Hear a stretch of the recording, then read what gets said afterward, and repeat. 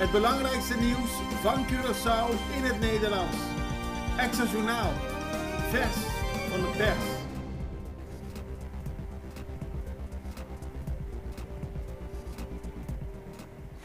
Welkom bij Extra Journaal. Fijn dat u weer kijkt. We hebben het belangrijkste nieuws op een rij voor u gezet. En na de reclame gaan we ook in op ontwikkelingen rond Klein Curaçao.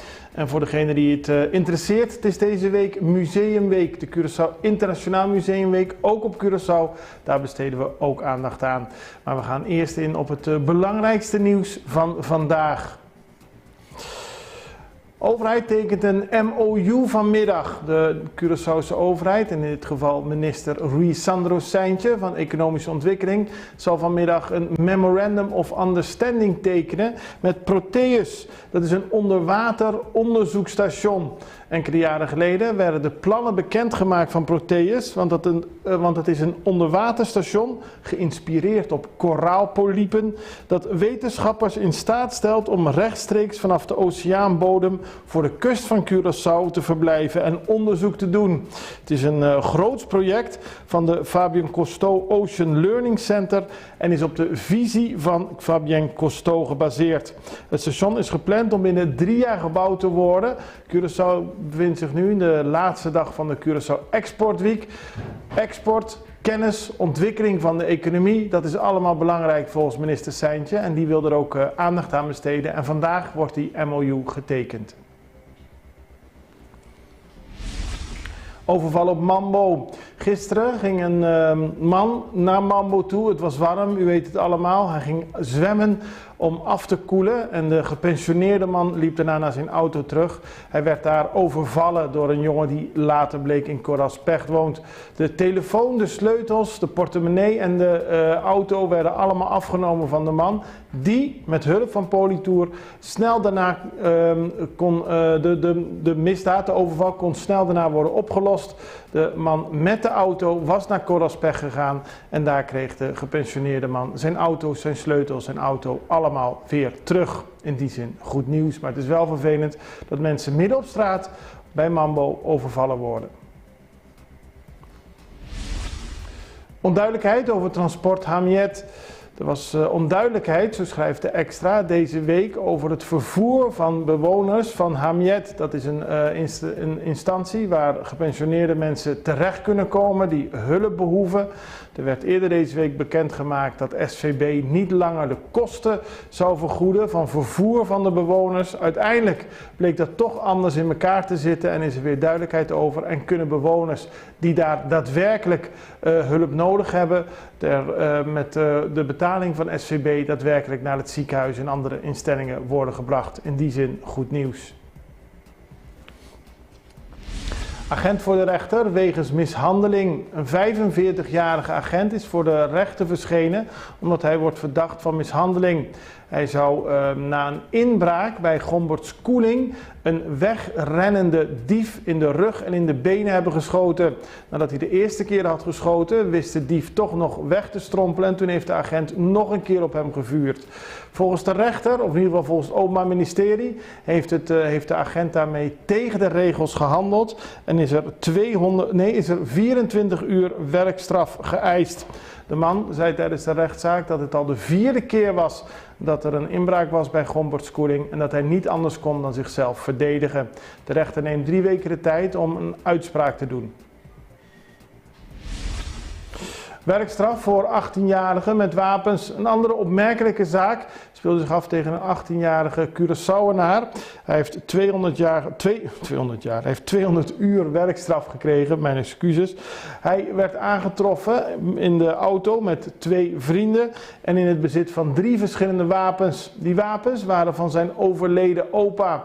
Hij zei dat hij de wapens meenam om zich te beschermen. Uiteindelijk moet hij dus 200 uur werkstraf verrichten en die straf is die manier uitgevallen omdat hij pas 18 jaar is.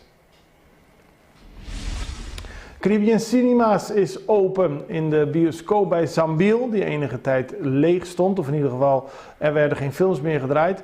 Worden vanaf nu weer films gedraaid en dat gebeurt door Caribbean Cinemas. Dat is een groot bedrijf dat in heel veel landen in totaal 68 theaters heeft, onder meer in Guadeloupe, Trinidad, Puerto Rico, Panama, Bolivia en nu dus ook op Curaçao. Communiefeesten, het was gisteren Hemelvaartsdag en dat betekent dat veel mensen naar de kerk gingen, maar ook om te vieren dat heel veel kinderen hun communie hebben gedaan. Veel kinderen hebben voor het eerst Jezus in hun hart gesloten en dat werd groots gevierd. Je ziet op de verschillende beelden dat op Curaçao veel kinderen dit vieren met familie in de kerk natuurlijk op Hemelvaartsdag 2023. Dit was het belangrijkste nieuws. We gaan nu over naar de reclame. Subway, so meal of the day, teatrobe. Kusabor na nobo, manera barbecue chicken y shawarma chicken. Con bleki di minute me y waffle fries, bo meal of the day, ta mas mio con nunca. Hey, antus je minute me nota bocos, bo por cambiar un iced tea of limonada. Pabo saki kota a meal of the day, subi subway.cd. Subway, trae maneboki.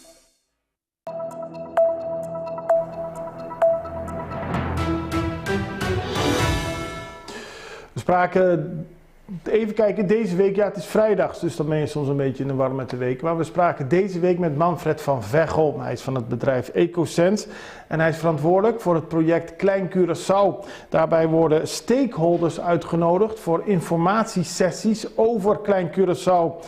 Klein Curaçao is, zoals u wellicht weet, sinds 2018 een Ramsar-gebied en dat is een beschermd natuurgebied. Er moet nu een managementplan worden geïmplementeerd en daar is Van Veghel verantwoordelijk voor. We vroegen hem wat dit precies betekent. En betekent dat we afspraken gaan maken met alle belanghebbende partijen. Dat betekent aan de ene kant de overheid. Dus je moet denken aan VVRP, MEO, GMN. En aan de andere kant de gebruikers van het eiland. De vissers, de touroperators. En bijvoorbeeld ook de mensen die daar aankomen zeilen en een nachtje of twee daar blijven. Ook wilden we weten wat het uiteindelijke doel van deze opzet is. Om te kijken wat dat voor gevolgen heeft voor Klein Curaçao. Het gaat om het conserveren van de huidige natuur, de huidige ecosystemen die ontzettend belangrijk zijn, maar ook de cultural heritage. Dus er is daar een restante van zeg maar archeologische vindplaatsen, die moeten beschermd worden. Er zijn vogels, belangrijke broedkolonies zitten daar, er worden schildpadden gemonitord en die willen we eigenlijk zoveel mogelijk beschermen, zodat die kunnen genieten van het eiland, maar daarnaast ook dat de mens daar nog gewoon steeds kan komen. We gaan wel bepalen hoeveel mensen daar eigenlijk zouden kunnen vertoeven. Dus wat is de druk die het eiland aankwam, zonder dat de ecosystemen achteruit gaan en zonder dat de cultural heritage beschadigd wordt. Van Veghel legt uit dat heel veel toeristen die op Curaçao komen ook een bezoek brengen aan Klein Curaçao. Daarnaast wordt het ook veel bezocht door lokale mensen. Wat dat betreft is Klein Curaçao een positieve trekpleister voor toerisme en heeft het ook een heel positief imago, aldus Van Veghel. Het heeft zeker een positief imago. Je waant je eigenlijk weer terug in de tijd. Ja.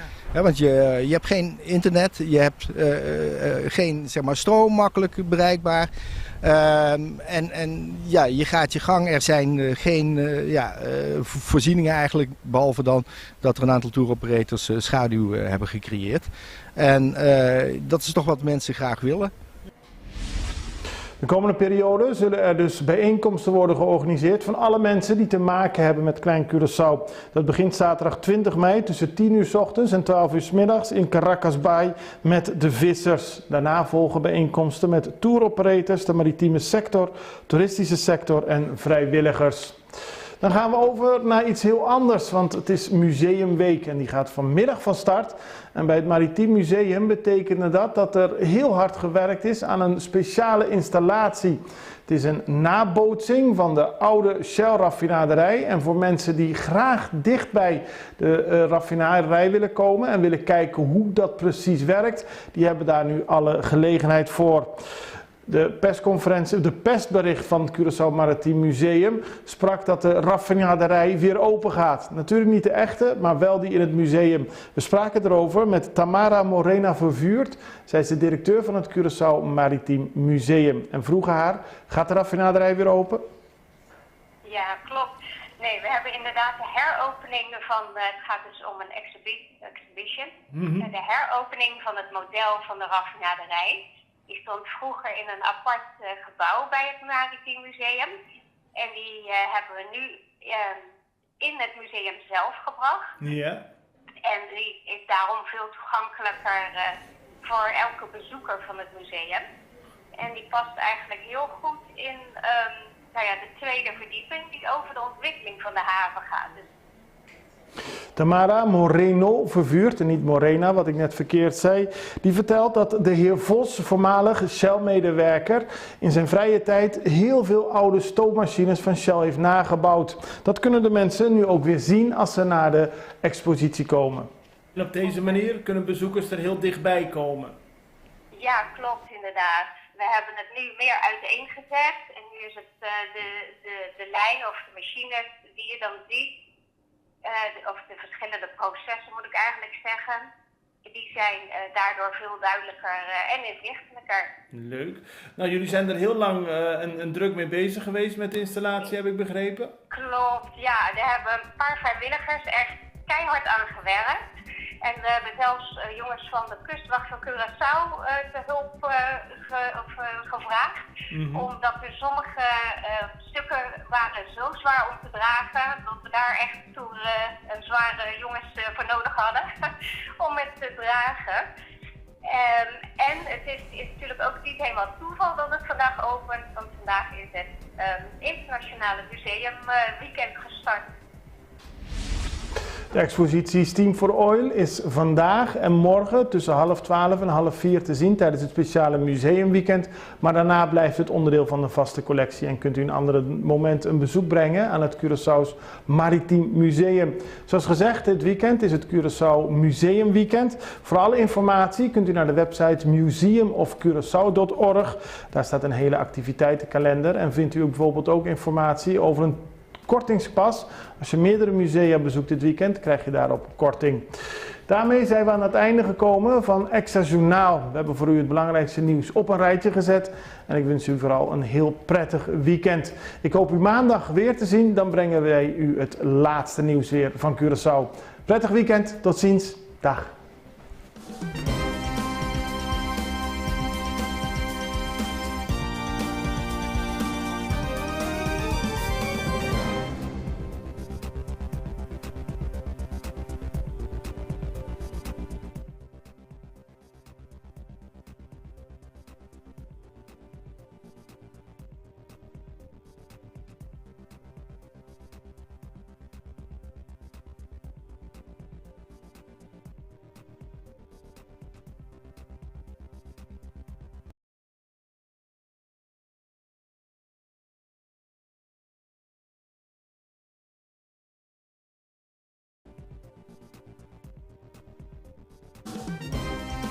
Het belangrijkste nieuws van Curaçao in het Nederlands.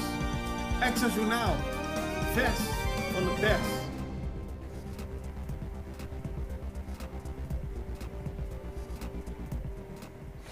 Welkom bij Extra Journaal. Fijn dat u weer kijkt. We hebben het belangrijkste nieuws op een rij voor u gezet. En na de reclame gaan we ook in op ontwikkelingen rond Klein Curaçao. En voor degene die het interesseert, het is deze week Museumweek. De Curaçao Internationaal Museumweek, ook op Curaçao. Daar besteden we ook aandacht aan. Maar we gaan eerst in op het belangrijkste nieuws van vandaag. De overheid tekent een MOU vanmiddag. De Curaçaose overheid, en in dit geval minister Rui Sandro Seintje van Economische Ontwikkeling, zal vanmiddag een Memorandum of Understanding tekenen met Proteus. Dat is een onderwater onderzoekstation. Enkele jaren geleden werden de plannen bekendgemaakt van Proteus, want het is een onderwaterstation geïnspireerd op koraalpolypen dat wetenschappers in staat stelt om rechtstreeks vanaf de oceaanbodem voor de kust van Curaçao te verblijven en onderzoek te doen. Het is een groots project van de Fabien Cousteau Ocean Learning Center en is op de visie van Fabien Cousteau gebaseerd. Het station is gepland om binnen 3 jaar gebouwd te worden. Curaçao bevindt zich nu in de laatste dag van de Curaçao Export Week. Export, kennis, ontwikkeling van de economie, dat is allemaal belangrijk volgens minister Seintje en die wil er ook aandacht aan besteden en vandaag wordt die MOU getekend. Overval op Mambo. Gisteren ging een man naar Mambo toe. Het was warm, u weet het allemaal. Hij ging zwemmen om af te koelen en de gepensioneerde man liep daarna naar zijn auto terug. Hij werd daar overvallen door een jongen die later bleek in Coraspech woont. De telefoon, de sleutels, de portemonnee en de auto werden allemaal afgenomen van de man. Die met hulp van Politour snel daarna kon de misdaad, de overval, kon snel daarna worden opgelost. De man met de auto was naar Coraspech gegaan en daar kreeg de gepensioneerde man zijn auto, zijn sleutels, zijn auto allemaal weer terug. In die zin goed nieuws, maar het is wel vervelend dat mensen midden op straat bij Mambo overvallen worden. Onduidelijkheid over transport Hamiet. Er was onduidelijkheid, zo schrijft de Extra, deze week over het vervoer van bewoners van Hamiet. Dat is een instantie waar gepensioneerde mensen terecht kunnen komen die hulp behoeven. Er werd eerder deze week bekendgemaakt dat SVB niet langer de kosten zou vergoeden van vervoer van de bewoners. Uiteindelijk bleek dat toch anders in elkaar te zitten en is er weer duidelijkheid over. En kunnen bewoners die daar daadwerkelijk hulp nodig hebben, met de betaling van SVB daadwerkelijk naar het ziekenhuis en andere instellingen worden gebracht. In die zin goed nieuws. Agent voor de rechter wegens mishandeling. Een 45-jarige agent is voor de rechter verschenen omdat hij wordt verdacht van mishandeling. Hij zou na een inbraak bij Gomberts Koeling een wegrennende dief in de rug en in de benen hebben geschoten. Nadat hij de eerste keer had geschoten, wist de dief toch nog weg te strompelen en toen heeft de agent nog een keer op hem gevuurd. Volgens de rechter, of in ieder geval volgens het Openbaar Ministerie, heeft de agent daarmee tegen de regels gehandeld en is er 24 uur werkstraf geëist. De man zei tijdens de rechtszaak dat het al de 4e keer was dat er een inbraak was bij Gomberts Koeling en dat hij niet anders kon dan zichzelf verdedigen. De rechter neemt 3 weken de tijd om een uitspraak te doen. Werkstraf voor 18-jarigen met wapens. Een andere opmerkelijke zaak speelde zich af tegen een 18-jarige Curaçaoenaar. Hij heeft 200 uur werkstraf gekregen, mijn excuses. Hij werd aangetroffen in de auto met 2 vrienden en in het bezit van 3 verschillende wapens. Die wapens waren van zijn overleden opa. Hij zei dat hij de wapens meenam om zich te beschermen. Uiteindelijk moet hij dus 200 uur werkstraf verrichten en die straf is die manier uitgevallen omdat hij pas 18 jaar is. Caribbean Cinemas is open in de bioscoop bij Zambiel, die enige tijd leeg stond, of in ieder geval er werden geen films meer gedraaid. Worden vanaf nu weer films gedraaid en dat gebeurt door Caribbean Cinemas. Dat is een groot bedrijf dat in heel veel landen in totaal 68 theaters heeft, onder meer in Guadeloupe, Trinidad, Puerto Rico, Panama, Bolivia en nu dus ook op Curaçao. Communiefeesten, het was gisteren Hemelvaartsdag en dat betekent dat veel mensen naar de kerk gingen, maar ook om te vieren dat heel veel kinderen hun communie hebben gedaan. Veel kinderen hebben voor het eerst Jezus in hun hart gesloten en dat werd groots gevierd. U ziet op de verschillende beelden dat op Curaçao veel kinderen dit vieren met familie in de kerk natuurlijk op Hemelvaartsdag 2023. Dit was het belangrijkste nieuws. We gaan nu over naar de reclame. Subway, so meal of the day, teatrobe. Kusabor na nobo, manera barbecue chicken en shawarma chicken. Ko umbleki di menet mee, i waffle fries, bo meal of the day, ta mas mio con nunca. Hey, antus je menet mee nota bocos, bo por cambiar un iced tea of limonada. Pabo sa kiko ta e meal of the day, subi subway.cd. Subway, trae maneboki.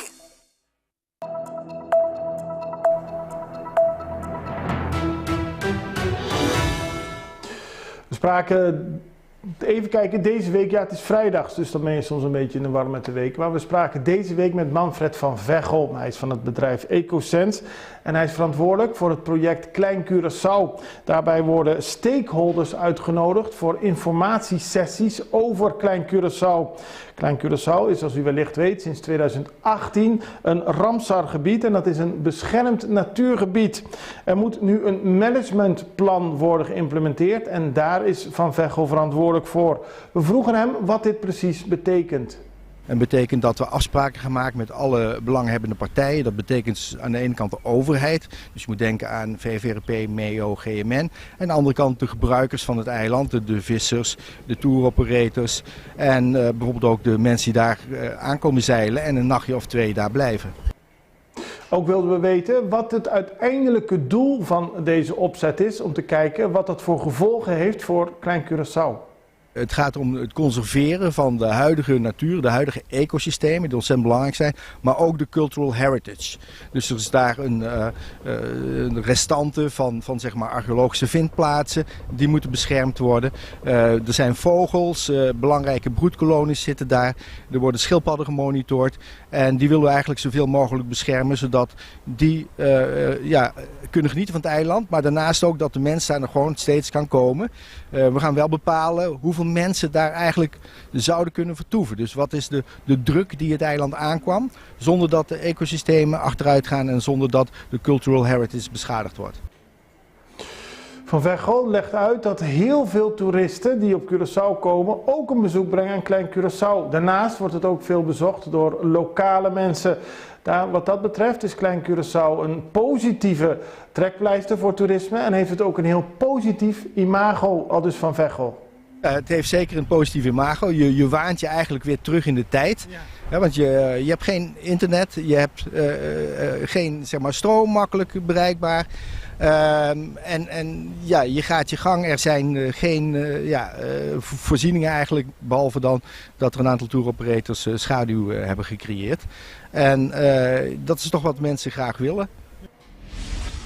De komende periode zullen er dus bijeenkomsten worden georganiseerd van alle mensen die te maken hebben met Klein Curaçao. Dat begint zaterdag 20 mei tussen 10 uur 's ochtends en 12 uur 's middags in Caracas Bay met de vissers. Daarna volgen bijeenkomsten met touroperators, de maritieme sector, toeristische sector en vrijwilligers.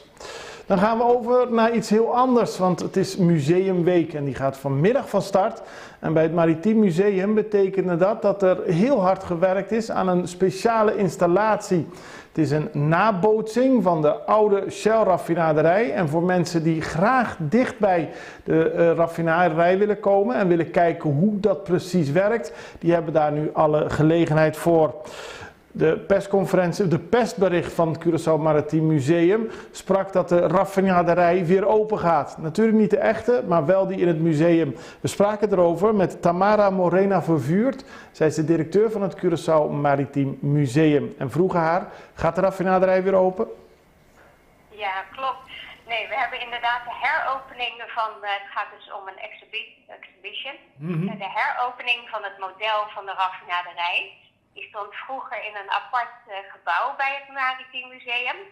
En die hebben we nu in het museum zelf gebracht. Ja. En die is daarom veel toegankelijker voor elke bezoeker van het museum. En die past eigenlijk heel goed in de tweede verdieping die over de ontwikkeling van de haven gaat. Dus Tamara Moreno Vervuurt, en niet Morena, wat ik net verkeerd zei, die vertelt dat de heer Vos, voormalig Shell-medewerker, in zijn vrije tijd heel veel oude stoommachines van Shell heeft nagebouwd. Dat kunnen de mensen nu ook weer zien als ze naar de expositie komen. En op deze manier kunnen bezoekers er heel dichtbij komen. Ja, klopt inderdaad. We hebben het nu meer uiteengezet en nu is het de lijn of de machine die je dan ziet. Of de verschillende processen moet ik eigenlijk zeggen, die zijn daardoor veel duidelijker en inzichtelijker. Leuk. Nou, jullie zijn er heel lang een druk mee bezig geweest met de installatie, heb ik begrepen? Klopt, ja. Daar hebben een paar vrijwilligers echt keihard aan gewerkt. En we hebben zelfs jongens van de kustwacht van Curaçao te hulp gevraagd. Omdat er sommige stukken waren zo zwaar om te dragen, dat we daar echt toe een zware jongens voor nodig hadden om het te dragen. En het is natuurlijk ook niet helemaal toeval dat het vandaag opent, want vandaag is het Internationale Museumweekend gestart. De expositie Steam for Oil is vandaag en morgen tussen 11:30 en 15:30 te zien tijdens het speciale museumweekend. Maar daarna blijft het onderdeel van de vaste collectie en kunt u een ander moment een bezoek brengen aan het Curaçao's Maritiem Museum. Zoals gezegd, dit weekend is het Curaçao Museumweekend. Voor alle informatie kunt u naar de website museumofcuraçao.org. Daar staat een hele activiteitenkalender en vindt u bijvoorbeeld ook informatie over een kortingspas. Als je meerdere musea bezoekt dit weekend, krijg je daarop korting. Daarmee zijn we aan het einde gekomen van Extra Journaal. We hebben voor u het belangrijkste nieuws op een rijtje gezet. En ik wens u vooral een heel prettig weekend. Ik hoop u maandag weer te zien. Dan brengen wij u het laatste nieuws weer van Curaçao. Prettig weekend. Tot ziens. Dag.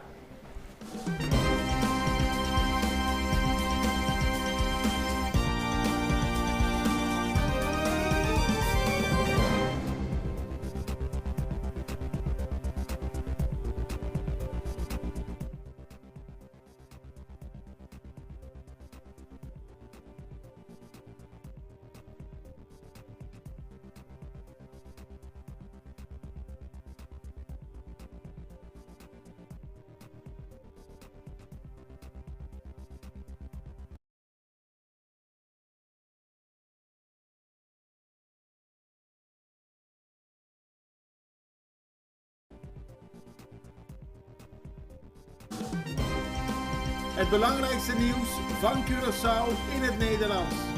Extra Journaal. Vers van de pers.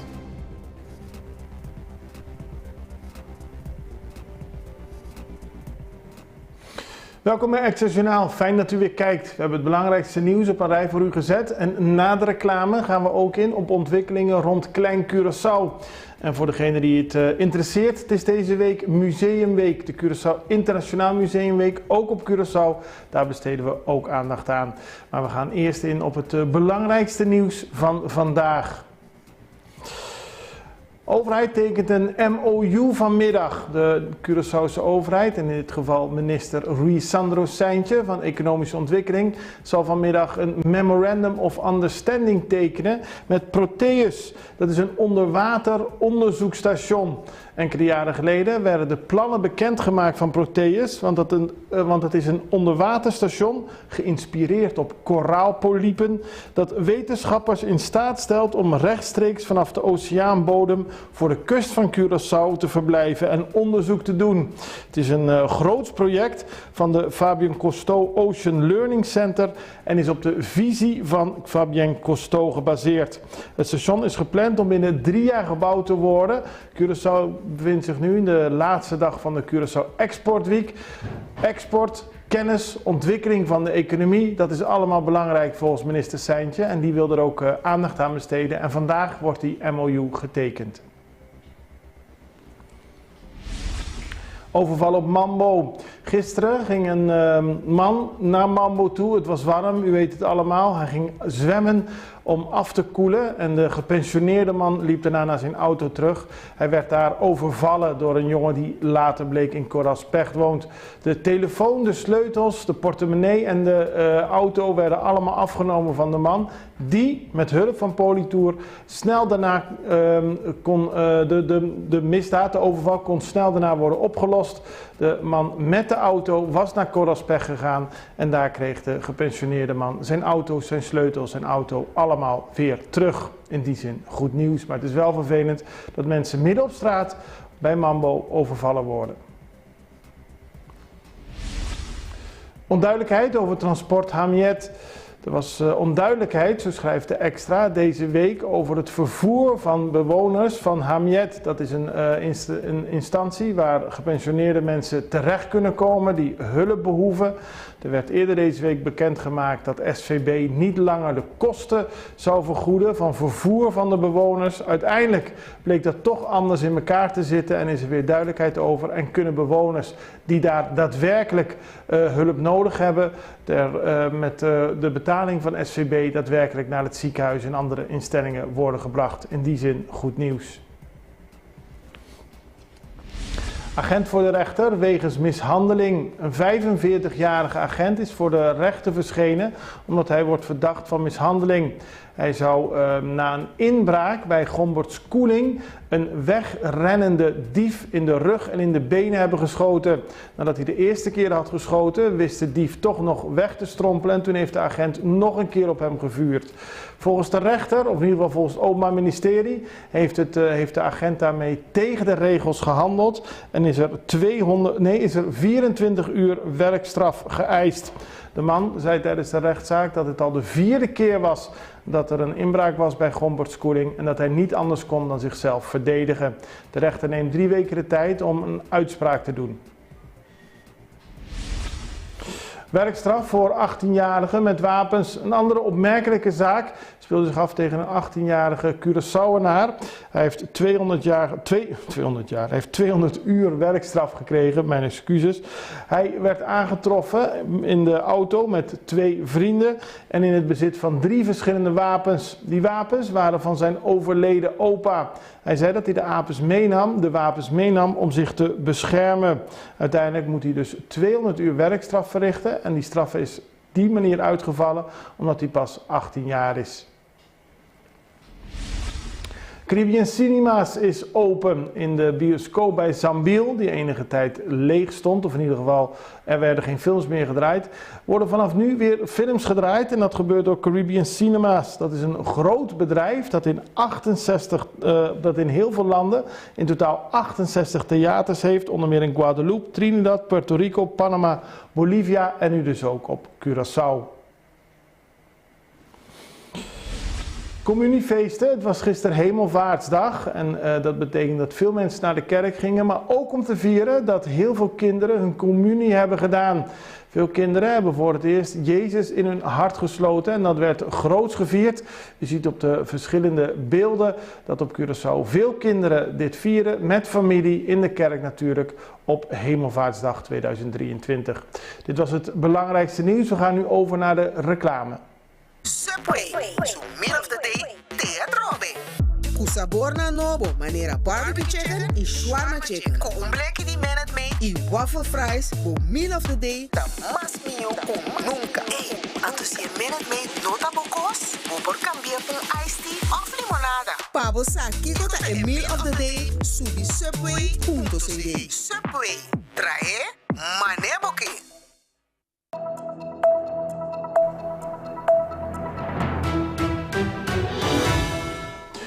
We spraken, even kijken, deze week, ja het is vrijdag, dus dan ben je soms een beetje in de war met de week. Maar we spraken deze week met Manfred van Veghel. Hij is van het bedrijf EcoSense en hij is verantwoordelijk voor het project Klein Curaçao. Daarbij worden stakeholders uitgenodigd voor informatiesessies over Klein Curaçao.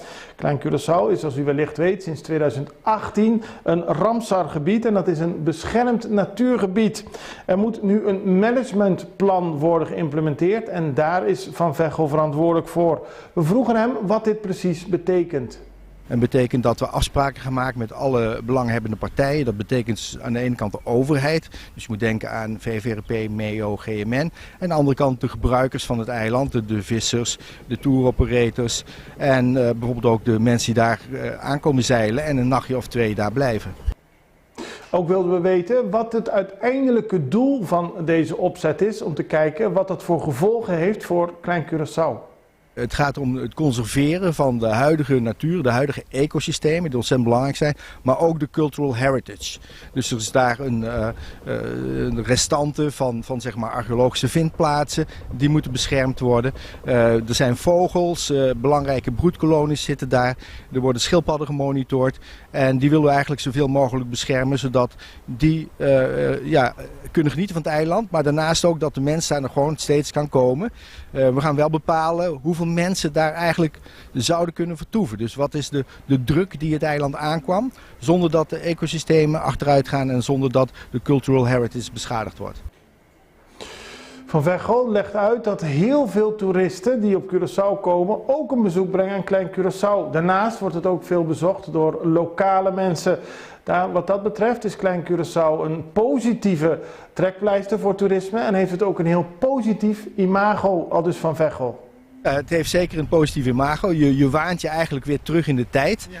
Ja, want je hebt geen internet, je hebt geen zeg maar, stroom makkelijk bereikbaar. En ja, je gaat je gang. Er zijn geen voorzieningen eigenlijk, behalve dan dat er een aantal tour operators schaduw hebben gecreëerd. En dat is toch wat mensen graag willen. De komende periode zullen er dus bijeenkomsten worden georganiseerd van alle mensen die te maken hebben met Klein Curaçao. Dat begint zaterdag 20 mei tussen 10 uur 's ochtends en 12 uur 's middags in Caracas Bay met de vissers. Daarna volgen bijeenkomsten met touroperators, de maritieme sector, toeristische sector en vrijwilligers. Dan gaan we over naar iets heel anders, want het is Museumweek en die gaat vanmiddag van start. En bij het Maritiem Museum betekende dat er heel hard gewerkt is aan een speciale installatie. Het is een nabootsing van de oude Shell-raffinaderij. En voor mensen die graag dicht bij de raffinaderij willen komen en willen kijken hoe dat precies werkt, die hebben daar nu alle gelegenheid voor. De persbericht van het Curaçao Maritiem Museum sprak dat de raffinaderij weer open gaat. Natuurlijk niet de echte, maar wel die in het museum. We spraken erover met Tamara Morena Vervuurt. Zij is de directeur van het Curaçao Maritiem Museum. En vroegen haar, gaat de raffinaderij weer open? Ja, klopt. Nee, we hebben inderdaad de heropening van, het gaat dus om een exhibition. De heropening van het model van de raffinaderij. Die stond vroeger in een apart gebouw bij het Maritiem Museum. En die hebben we nu in het museum zelf gebracht. Ja. En die is daarom veel toegankelijker voor elke bezoeker van het museum. En die past eigenlijk heel goed in de tweede verdieping die over de ontwikkeling van de haven gaat. Dus Tamara Moreno Vervuurt, en niet Morena, wat ik net verkeerd zei, die vertelt dat de heer Vos, voormalig Shell-medewerker, in zijn vrije tijd heel veel oude stoommachines van Shell heeft nagebouwd. Dat kunnen de mensen nu ook weer zien als ze naar de expositie komen. En op deze manier kunnen bezoekers er heel dichtbij komen. ja, klopt inderdaad. We hebben het nu meer uiteengezet en nu is het de lijn of de machines die je dan ziet.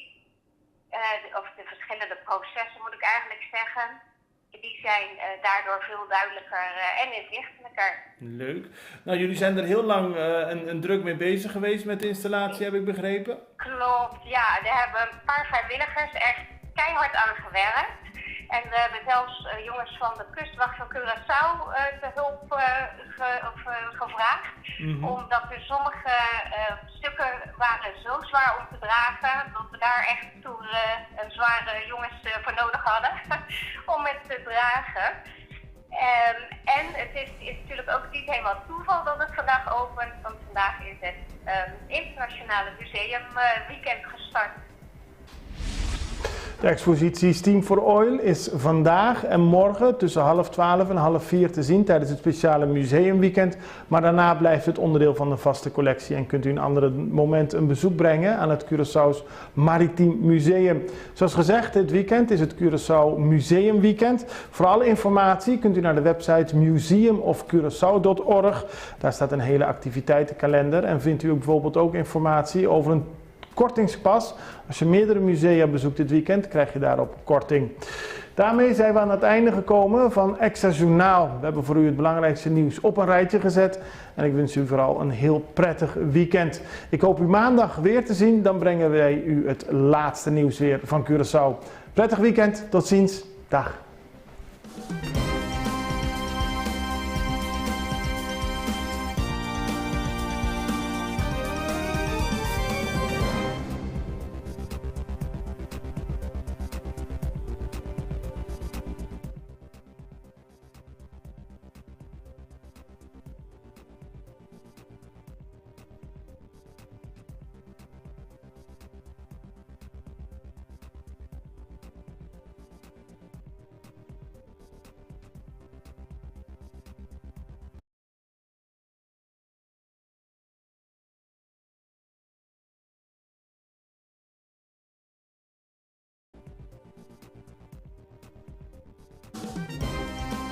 Het belangrijkste nieuws van Curaçao in het Nederlands.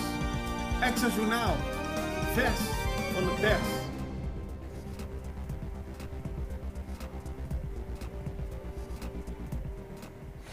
Welkom bij Extra Journaal. Fijn dat u weer kijkt. We hebben het belangrijkste nieuws op een rij voor u gezet. En na de reclame gaan we ook in op ontwikkelingen rond Klein Curaçao. En voor degene die het interesseert, het is deze week Museumweek. De Curaçao Internationaal Museumweek, ook op Curaçao. Daar besteden we ook aandacht aan. Maar we gaan eerst in op het belangrijkste nieuws van vandaag. De overheid tekent een MOU vanmiddag. De Curaçaose overheid, en in dit geval minister Rui Sandro Seintje van Economische Ontwikkeling, zal vanmiddag een Memorandum of Understanding tekenen met Proteus. Dat is een onderwater onderzoekstation. Enkele jaren geleden werden de plannen bekendgemaakt van Proteus, want het is een onderwaterstation geïnspireerd op koraalpolypen dat wetenschappers in staat stelt om rechtstreeks vanaf de oceaanbodem voor de kust van Curaçao te verblijven en onderzoek te doen. Het is een groots project van de Fabien Cousteau Ocean Learning Center en is op de visie van Fabien Cousteau gebaseerd. Het station is gepland om binnen 3 jaar gebouwd te worden.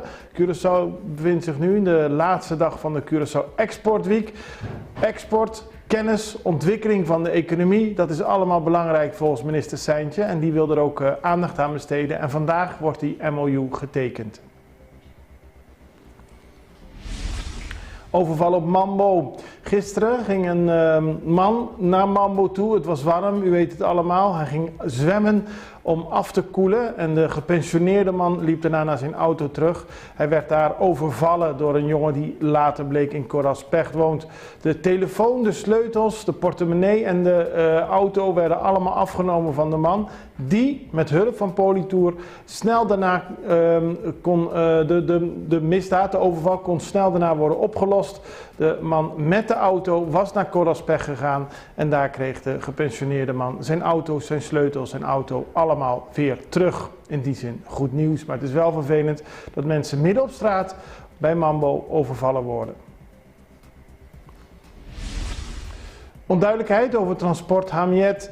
Er was onduidelijkheid, zo schrijft de Extra, deze week over het vervoer van bewoners van Hamiet. Dat is een instantie waar gepensioneerde mensen terecht kunnen komen die hulp behoeven. Er werd eerder deze week bekendgemaakt dat SVB niet langer de kosten zou vergoeden van vervoer van de bewoners. Uiteindelijk bleek dat toch anders in elkaar te zitten en is er weer duidelijkheid over. En kunnen bewoners die daar daadwerkelijk hulp nodig hebben, met de betaling van SVB daadwerkelijk naar het ziekenhuis en andere instellingen worden gebracht. In die zin goed nieuws. Agent voor de rechter wegens mishandeling. Een 45-jarige agent is voor de rechter verschenen omdat hij wordt verdacht van mishandeling. Hij zou na een inbraak bij Gomberts Koeling een wegrennende dief in de rug en in de benen hebben geschoten. Nadat hij de eerste keer had geschoten, wist de dief toch nog weg te strompelen en toen heeft de agent nog een keer op hem gevuurd. Volgens de rechter, of in ieder geval volgens het Openbaar Ministerie, heeft de agent daarmee tegen de regels gehandeld en is er 24 uur werkstraf geëist. De man zei tijdens de rechtszaak dat het al de 4e keer was dat er een inbraak was bij Gomberts Koeling en dat hij niet anders kon dan zichzelf verdedigen. De rechter neemt 3 weken de tijd om een uitspraak te doen. Werkstraf voor 18-jarigen met wapens. Een andere opmerkelijke zaak speelde zich af tegen een 18-jarige Curaçaoenaar. Hij heeft 200 uur werkstraf gekregen, mijn excuses. Hij werd aangetroffen in de auto met 2 vrienden en in het bezit van 3 verschillende wapens. Die wapens waren van zijn overleden opa. Hij zei dat hij de wapens meenam om zich te beschermen. Uiteindelijk moet hij dus 200 uur werkstraf verrichten en die straf is die manier uitgevallen omdat hij pas 18 jaar is. Caribbean Cinemas is open in de bioscoop bij Zambiel, die enige tijd leeg stond, of in ieder geval er werden geen films meer gedraaid. Worden vanaf nu weer films gedraaid en dat gebeurt door Caribbean Cinemas. Dat is een groot bedrijf dat in heel veel landen in totaal 68 theaters heeft, onder meer in Guadeloupe, Trinidad, Puerto Rico, Panama, Bolivia en nu dus ook op Curaçao. Communiefeesten, het was gisteren Hemelvaartsdag en dat betekent dat veel mensen naar de kerk gingen, maar ook om te vieren dat heel veel kinderen hun communie hebben gedaan. Veel kinderen hebben voor het eerst Jezus in hun hart gesloten en dat werd groots gevierd. Je ziet op de verschillende beelden dat op Curaçao veel kinderen dit vieren met familie in de kerk natuurlijk op Hemelvaartsdag 2023. Dit was het belangrijkste nieuws. We gaan nu over naar de reclame. Subway, so meal of the day, teatrobe. Kusabor na nobo, manera barbecue chicken en shawarma chicken. Ko umbleki di menet mee, i waffle fries, bo meal of the day, ta mas mio con nunca. Hey, antus je menet mee nota bokos, bobor cambia con iced tea of limonada. Pabo saki kota en meal of the day, subi subway.cd. Subway, trae maneboki.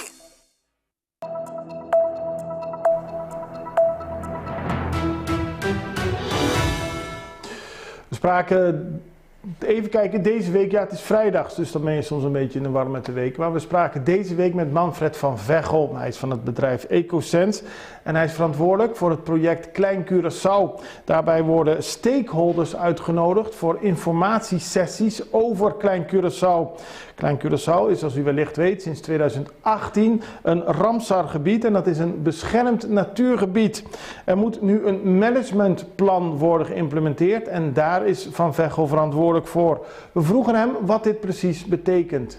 Het betekent dat we afspraken gaan maken met alle belanghebbende partijen. Dat betekent aan de ene kant de overheid. Dus je moet denken aan VVRP, MEO, GMN. En aan de andere kant de gebruikers van het eiland, de vissers, de touroperators. En bijvoorbeeld ook de mensen die daar aankomen zeilen en een nachtje of 2 daar blijven. Ook wilden we weten wat het uiteindelijke doel van deze opzet is. Om te kijken wat dat voor gevolgen heeft voor Klein Curaçao. Het gaat om het conserveren van de huidige natuur, de huidige ecosystemen, die ontzettend belangrijk zijn, maar ook de cultural heritage. Dus er is daar een restante van zeg maar archeologische vindplaatsen, die moeten beschermd worden. Er zijn vogels, belangrijke broedkolonies zitten daar, er worden schildpadden gemonitord en die willen we eigenlijk zoveel mogelijk beschermen, zodat die kunnen genieten van het eiland, maar daarnaast ook dat de mens daar nog gewoon steeds kan komen. We gaan wel bepalen hoeveel mensen daar eigenlijk zouden kunnen vertoeven. Dus wat is de druk die het eiland aankwam, zonder dat de ecosystemen achteruit gaan en zonder dat de cultural heritage beschadigd wordt. Van Veghel legt uit dat heel veel toeristen die op Curaçao komen ook een bezoek brengen aan Klein Curaçao. Daarnaast wordt het ook veel bezocht door lokale mensen. Wat dat betreft is Klein Curaçao een positieve trekpleister voor toerisme en heeft het ook een heel positief imago, aldus Van Veghel. Het heeft zeker een positief imago. Je waant je eigenlijk weer terug in de tijd. Ja. Ja, want je hebt geen internet, je hebt geen zeg maar, stroom makkelijk bereikbaar. Je gaat je gang. Er zijn geen voorzieningen eigenlijk, behalve dan dat er een aantal touroperators schaduw hebben gecreëerd. En dat is toch wat mensen graag willen. De komende periode zullen er dus bijeenkomsten worden georganiseerd van alle mensen die te maken hebben met Klein Curaçao. Dat begint zaterdag 20 mei tussen 10 uur 's ochtends en 12 uur 's middags in Caracas Bay met de vissers. Daarna volgen bijeenkomsten met touroperators, de maritieme sector, toeristische sector en vrijwilligers. Dan gaan we over naar iets heel anders, want het is Museumweek en die gaat vanmiddag van start. En bij het Maritiem Museum betekende dat er heel hard gewerkt is aan een speciale installatie. Het is een nabootsing van de oude Shell-raffinaderij. En voor mensen die graag dicht bij de raffinaderij willen komen en willen kijken hoe dat precies werkt, die hebben daar nu alle gelegenheid voor. De persbericht van het Curaçao Maritiem Museum sprak dat de raffinaderij weer open gaat. Natuurlijk niet de echte, maar wel die in het museum. We spraken erover met Tamara Morena Vervuurt. Zij is de directeur van het Curaçao Maritiem Museum. En vroegen haar, gaat de raffinaderij weer open? Ja, klopt. Nee, we hebben inderdaad de heropening van, het gaat dus om een exhibition. De heropening van het model van de raffinaderij. Die stond vroeger in een apart gebouw bij het Maritiem Museum. En die hebben we nu in het museum zelf gebracht. Ja. En die is daarom veel toegankelijker voor elke bezoeker van het museum. En die past eigenlijk heel goed in de tweede verdieping die over de ontwikkeling van de haven gaat. Dus Tamara Moreno Vervuurt, en niet Morena, wat ik net verkeerd zei, die vertelt dat de heer Vos, voormalig Shell-medewerker, in zijn vrije tijd heel veel oude stoommachines van Shell heeft nagebouwd. Dat kunnen de mensen nu ook weer zien als ze naar de expositie komen. En op deze manier kunnen bezoekers er heel dichtbij komen. ja, klopt inderdaad. We hebben het nu meer uiteengezet en nu is het de lijn of de machines die je dan ziet, of de verschillende processen moet ik eigenlijk zeggen, die zijn daardoor veel duidelijker en inzichtelijker. Leuk. Nou, jullie zijn er heel lang en druk mee bezig geweest met de installatie, heb ik begrepen? Klopt, ja. Daar hebben een paar vrijwilligers echt keihard aan gewerkt. En we hebben zelfs jongens van de kustwacht van Curaçao te hulp gevraagd. Omdat er sommige stukken waren zo zwaar om te dragen, dat we daar echt toen een zware jongens voor nodig hadden om het te dragen. En het is natuurlijk ook niet helemaal toeval dat het vandaag opent, want vandaag is het Internationale Museumweekend gestart. De expositie Steam for Oil is vandaag en morgen tussen 3:30 en 4:30 te zien tijdens het speciale museumweekend. Maar daarna blijft het onderdeel van de vaste collectie en kunt u een ander moment een bezoek brengen aan het Curaçao's Maritiem Museum. Zoals gezegd, dit weekend is het Curaçao Museumweekend. Voor alle informatie kunt u naar de website museumofcuraçao.org. Daar staat een hele activiteitenkalender en vindt u bijvoorbeeld ook informatie over een kortingspas. Als je meerdere musea bezoekt dit weekend, krijg je daarop korting. Daarmee zijn we aan het einde gekomen van Extra Journaal. We hebben voor u het belangrijkste nieuws op een rijtje gezet. En ik wens u vooral een heel prettig weekend. Ik hoop u maandag weer te zien. Dan brengen wij u het laatste nieuws weer van Curaçao. Prettig weekend. Tot ziens. Dag.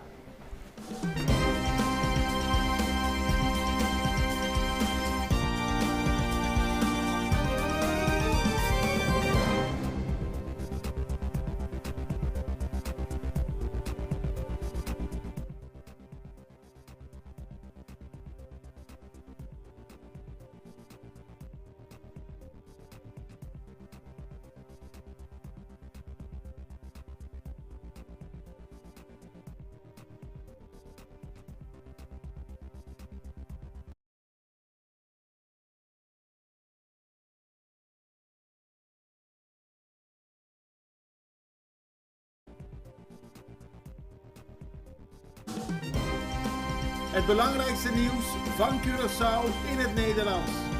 Extra Journaal. Vers van de pers.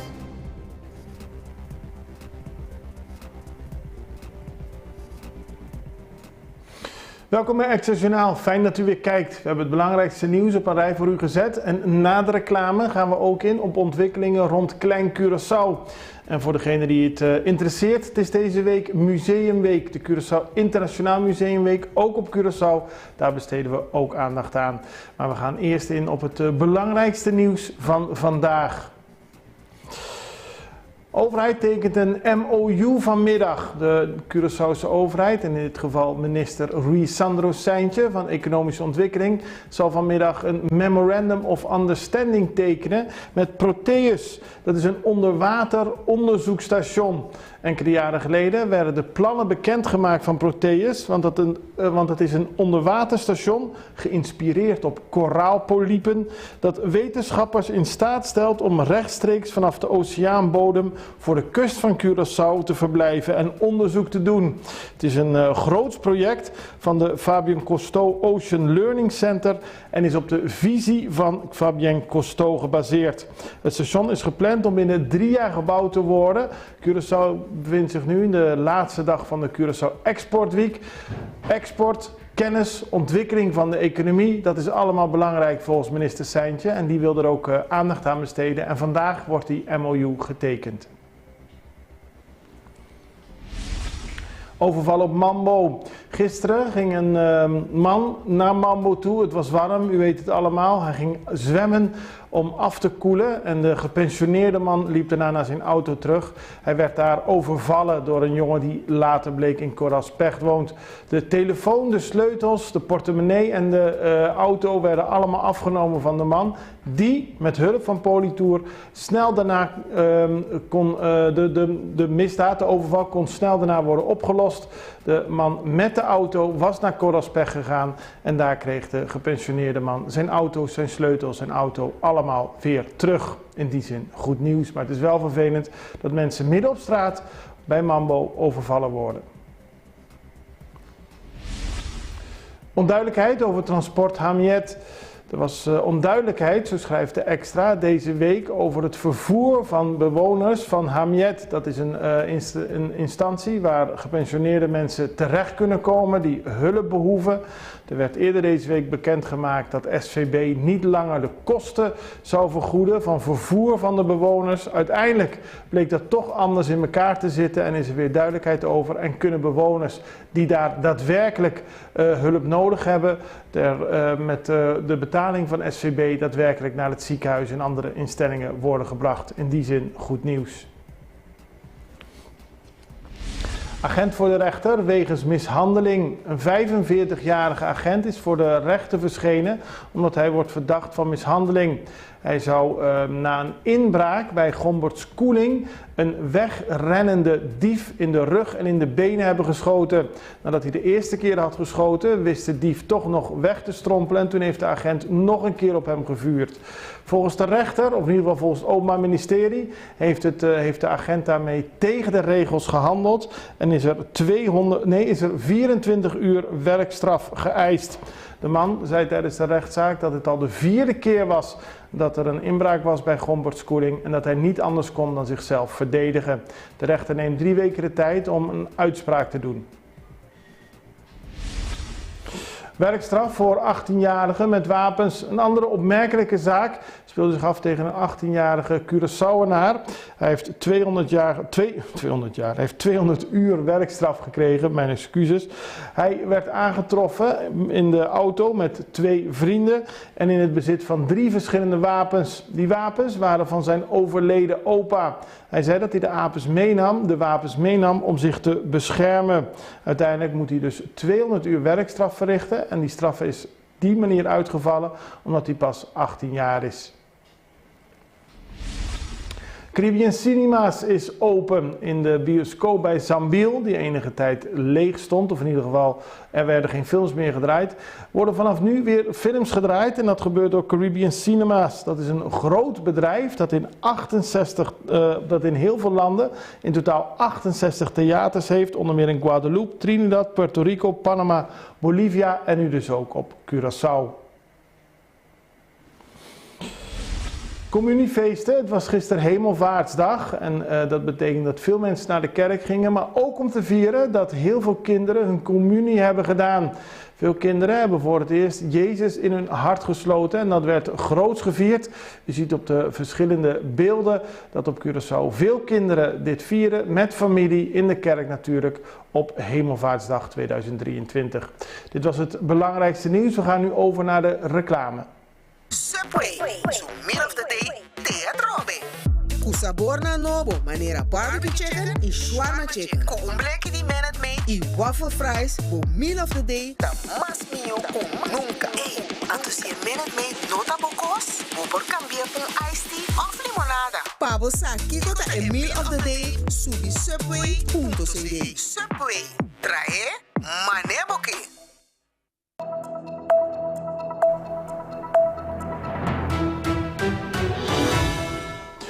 We spraken, even kijken, deze week, ja het is vrijdags, dus dan ben je soms een beetje in de war met de week. Maar we spraken deze week met Manfred van Veghel. Hij is van het bedrijf EcoSense en hij is verantwoordelijk voor het project Klein Curaçao. Daarbij worden stakeholders uitgenodigd voor informatiesessies over Klein Curaçao.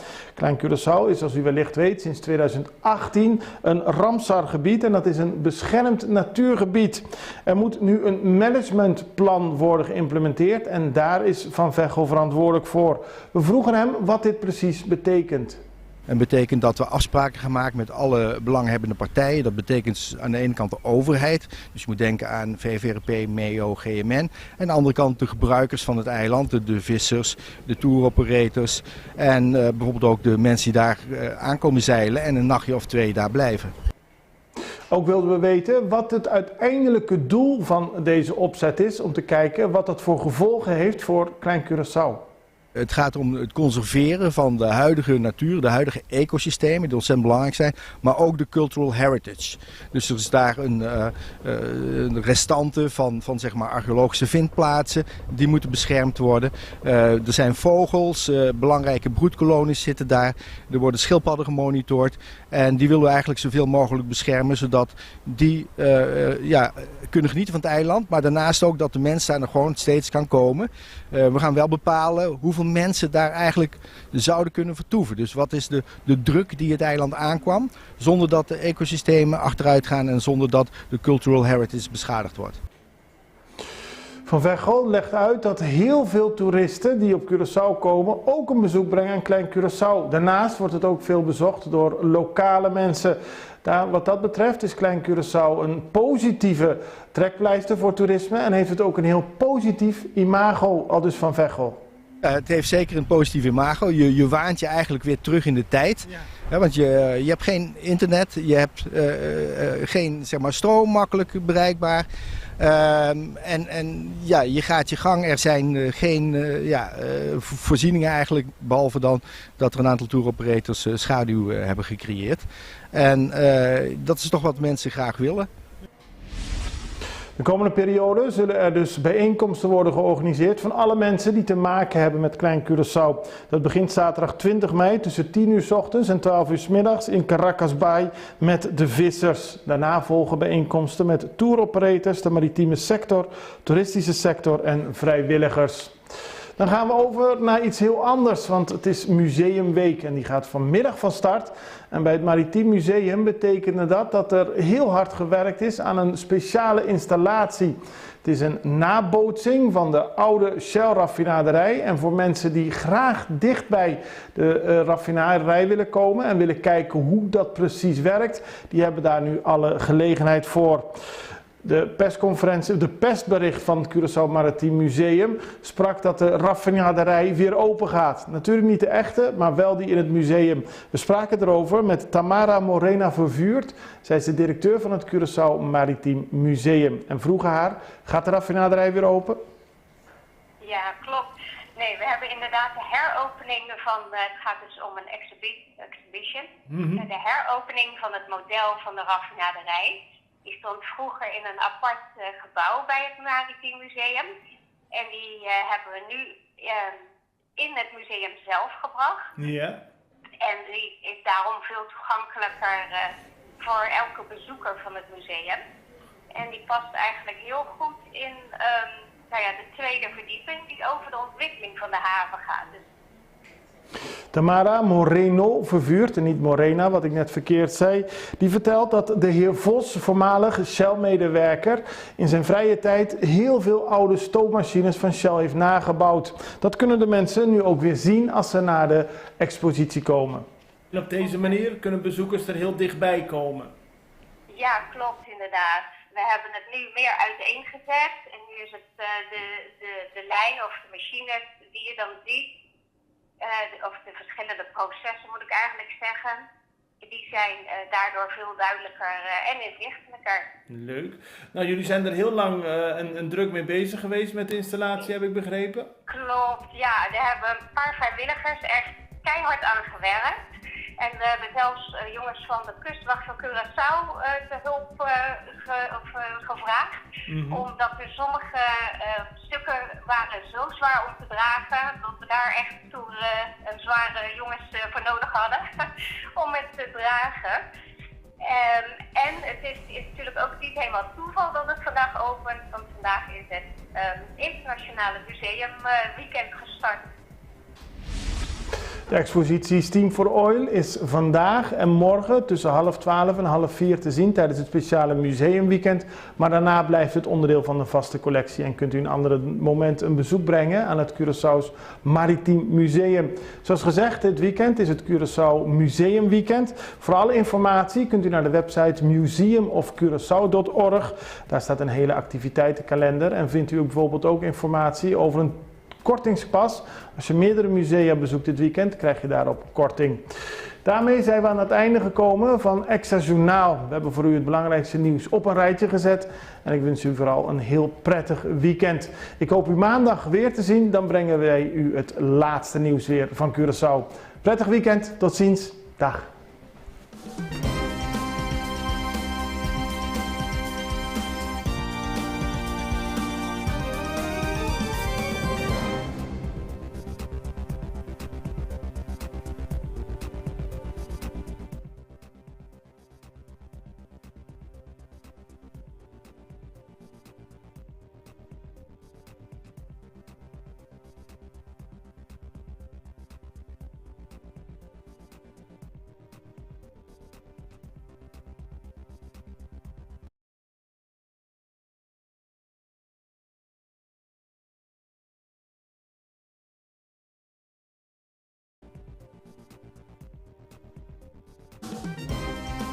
Het belangrijkste nieuws van Curaçao in het Nederlands.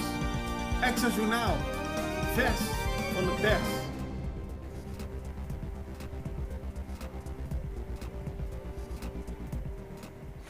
Welkom bij Extra Journaal. Fijn dat u weer kijkt. We hebben het belangrijkste nieuws op een rij voor u gezet. En na de reclame gaan we ook in op ontwikkelingen rond Klein Curaçao. En voor degene die het interesseert, het is deze week Museumweek. De Curaçao Internationaal Museumweek, ook op Curaçao. Daar besteden we ook aandacht aan. Maar we gaan eerst in op het belangrijkste nieuws van vandaag. De overheid tekent een MOU vanmiddag. De Curaçaose overheid, en in dit geval minister Rui Sandro Seintje van Economische Ontwikkeling, zal vanmiddag een Memorandum of Understanding tekenen met Proteus. Dat is een onderwater onderzoekstation. Enkele jaren geleden werden de plannen bekendgemaakt van Proteus, want dat is een onderwaterstation geïnspireerd op koraalpolypen dat wetenschappers in staat stelt om rechtstreeks vanaf de oceaanbodem voor de kust van Curaçao te verblijven en onderzoek te doen. Het is een groots project van de Fabien Cousteau Ocean Learning Center en is op de visie van Fabien Cousteau gebaseerd. Het station is gepland om binnen 3 jaar gebouwd te worden. Curaçao bevindt zich nu in de laatste dag van de Curaçao Export Week. Export, kennis, ontwikkeling van de economie, dat is allemaal belangrijk volgens minister Seintje en die wil er ook aandacht aan besteden en vandaag wordt die MOU getekend.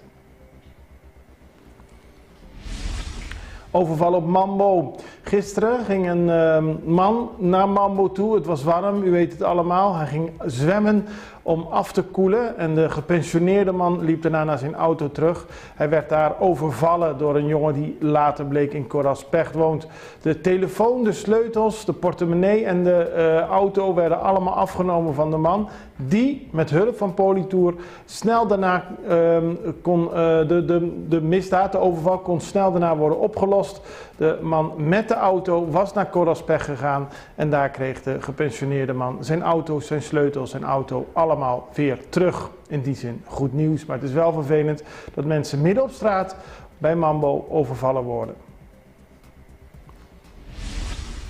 Onduidelijkheid over transport Hamiet.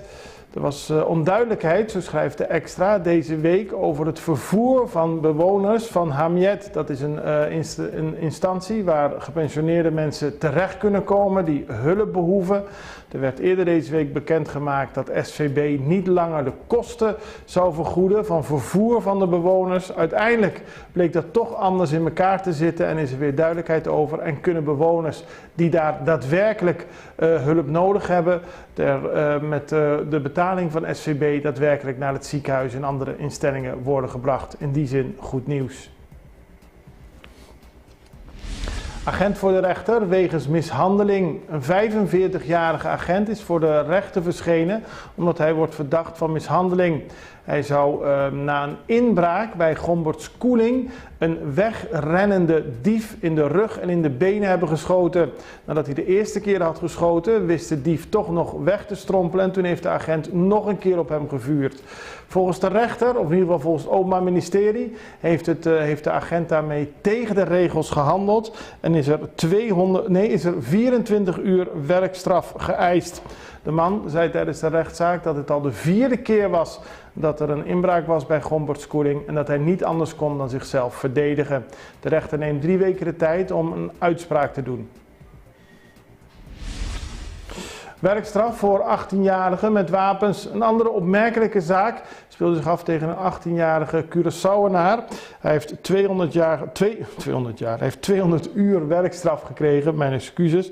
Hij werd aangetroffen in de auto met 2 vrienden en in het bezit van 3 verschillende wapens. Die wapens waren van zijn overleden opa. Hij zei dat hij de wapens meenam om zich te beschermen. Uiteindelijk moet hij dus 200 uur werkstraf verrichten en die straf is die manier uitgevallen omdat hij pas 18 jaar is. Caribbean Cinemas is open in de bioscoop bij Zambiel, die enige tijd leeg stond, of in ieder geval er werden geen films meer gedraaid. Worden vanaf nu weer films gedraaid en dat gebeurt door Caribbean Cinemas. Dat is een groot bedrijf dat in heel veel landen in totaal 68 theaters heeft, onder meer in Guadeloupe, Trinidad, Puerto Rico, Panama, Bolivia en nu dus ook op Curaçao. Communiefeesten, het was gisteren Hemelvaartsdag en dat betekent dat veel mensen naar de kerk gingen, maar ook om te vieren dat heel veel kinderen hun communie hebben gedaan. Veel kinderen hebben voor het eerst Jezus in hun hart gesloten en dat werd groots gevierd.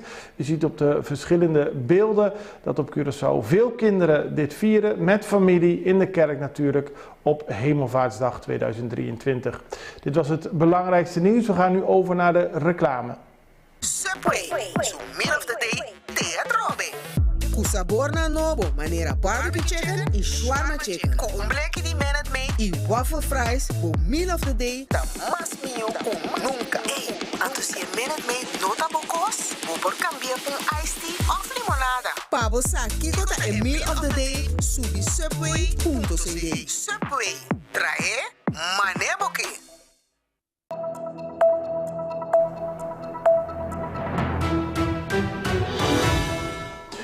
We spraken, even kijken, deze week, ja het is vrijdag, dus dan ben je soms een beetje in de war met de week. Maar we spraken deze week met Manfred van Veghel. Hij is van het bedrijf EcoSense en hij is verantwoordelijk voor het project Klein Curaçao. Daarbij worden stakeholders uitgenodigd voor informatiesessies over Klein Curaçao. Klein Curaçao is, zoals u wellicht weet, sinds 2018 een Ramsar-gebied en dat is een beschermd natuurgebied. Er moet nu een managementplan worden geïmplementeerd en daar is Van Veghel verantwoordelijk voor. We vroegen hem wat dit precies betekent. En betekent dat we afspraken gaan maken met alle belanghebbende partijen. Dat betekent aan de ene kant de overheid. Dus je moet denken aan VVRP, MEO, GMN. En aan de andere kant de gebruikers van het eiland. De vissers, de touroperators. En bijvoorbeeld ook de mensen die daar aankomen zeilen en een nachtje of 2 daar blijven. Ook wilden we weten wat het uiteindelijke doel van deze opzet is. Om te kijken wat dat voor gevolgen heeft voor Klein Curaçao. Het gaat om het conserveren van de huidige natuur, de huidige ecosystemen die ontzettend belangrijk zijn, maar ook de cultural heritage. Dus er is daar een restante van zeg maar archeologische vindplaatsen, die moeten beschermd worden. Er zijn vogels, belangrijke broedkolonies zitten daar, er worden schildpadden gemonitord en die willen we eigenlijk zoveel mogelijk beschermen, zodat die kunnen genieten van het eiland, maar daarnaast ook dat de mens daar nog gewoon steeds kan komen. We gaan wel bepalen hoeveel mensen daar eigenlijk zouden kunnen vertoeven. Dus wat is de druk die het eiland aankwam, zonder dat de ecosystemen achteruit gaan en zonder dat de cultural heritage beschadigd wordt. Van Veghel legt uit dat heel veel toeristen die op Curaçao komen ook een bezoek brengen aan Klein Curaçao. Daarnaast wordt het ook veel bezocht door lokale mensen. Wat dat betreft is Klein Curaçao een positieve trekpleister voor toerisme en heeft het ook een heel positief imago, aldus Van Veghel. Het heeft zeker een positief imago. Je waant je eigenlijk weer terug in de tijd. Ja. Ja, want je hebt geen internet, je hebt geen zeg maar, stroom makkelijk bereikbaar. En ja, je gaat je gang. Er zijn geen voorzieningen eigenlijk, behalve dan dat er een aantal tour operators schaduw hebben gecreëerd. En dat is toch wat mensen graag willen. De komende periode zullen er dus bijeenkomsten worden georganiseerd van alle mensen die te maken hebben met Klein Curaçao. Dat begint zaterdag 20 mei tussen 10 uur 's ochtends en 12 uur 's middags in Caracas Bay met de vissers. Daarna volgen bijeenkomsten met touroperators, de maritieme sector, toeristische sector en vrijwilligers. Dan gaan we over naar iets heel anders, want het is Museumweek en die gaat vanmiddag van start. En bij het Maritiem Museum betekende dat er heel hard gewerkt is aan een speciale installatie. Het is een nabootsing van de oude Shell-raffinaderij. En voor mensen die graag dicht bij de raffinaderij willen komen en willen kijken hoe dat precies werkt, die hebben daar nu alle gelegenheid voor. De persbericht van het Curaçao Maritiem Museum sprak dat de raffinaderij weer open gaat. Natuurlijk niet de echte, maar wel die in het museum. We spraken erover met Tamara Morena Vervuurt. Zij is de directeur van het Curaçao Maritiem Museum. En vroegen haar, gaat de raffinaderij weer open? Ja, klopt. Nee, we hebben inderdaad de heropening van, het gaat dus om een exhibition. De heropening van het model van de raffinaderij.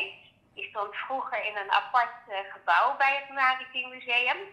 En die hebben we nu in het museum zelf gebracht. Ja. En die is daarom veel toegankelijker voor elke bezoeker van het museum. En die past eigenlijk heel goed in de tweede verdieping die over de ontwikkeling van de haven gaat. Dus Tamara Moreno Vervuurt, en niet Morena, wat ik net verkeerd zei, die vertelt dat de heer Vos, voormalig Shell-medewerker, in zijn vrije tijd heel veel oude stoommachines van Shell heeft nagebouwd. Dat kunnen de mensen nu ook weer zien als ze naar de expositie komen. En op deze manier kunnen bezoekers er heel dichtbij komen. Ja, klopt inderdaad. We hebben het nu meer uiteengezet en nu is het de lijn of de machines die je dan ziet. Of de verschillende processen moet ik eigenlijk zeggen, die zijn daardoor veel duidelijker en inzichtelijker. Leuk. Nou, jullie zijn er heel lang en druk mee bezig geweest met de installatie, heb ik begrepen? Klopt, ja. Er hebben een paar vrijwilligers echt keihard aan gewerkt. En we hebben zelfs jongens van de kustwacht van Curaçao te hulp gevraagd.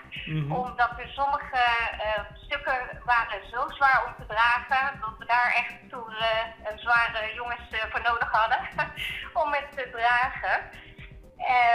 En het is natuurlijk ook niet helemaal toeval dat het vandaag opent, want vandaag is het Internationale Museumweekend gestart.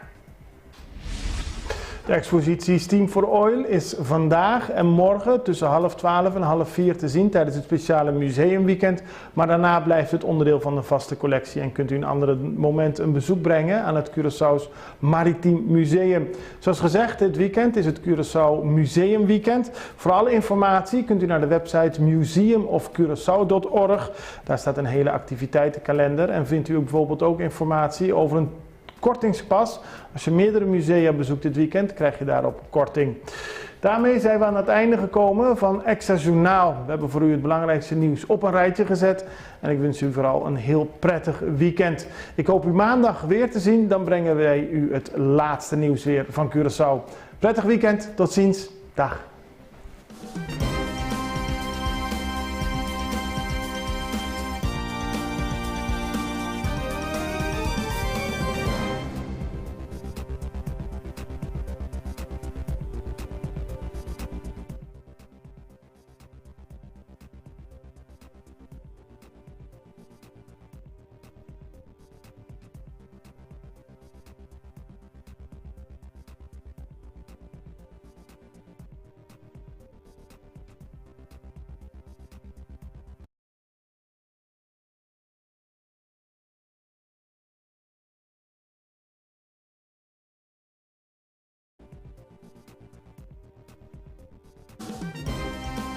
Het belangrijkste nieuws van Curaçao in het Nederlands.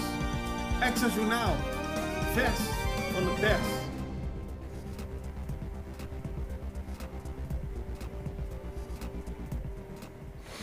Welkom bij Extra Journaal. Fijn dat u weer kijkt. We hebben het belangrijkste nieuws op een rij voor u gezet. En na de reclame gaan we ook in op ontwikkelingen rond Klein Curaçao. En voor degene die het interesseert, het is deze week Museumweek. De Curaçao Internationaal Museumweek, ook op Curaçao. Daar besteden we ook aandacht aan. Maar we gaan eerst in op het belangrijkste nieuws van vandaag. De overheid tekent een MOU vanmiddag. De Curaçaose overheid, en in dit geval minister Rui Sandro Seintje van Economische Ontwikkeling, zal vanmiddag een Memorandum of Understanding tekenen met Proteus. Dat is een onderwater onderzoekstation.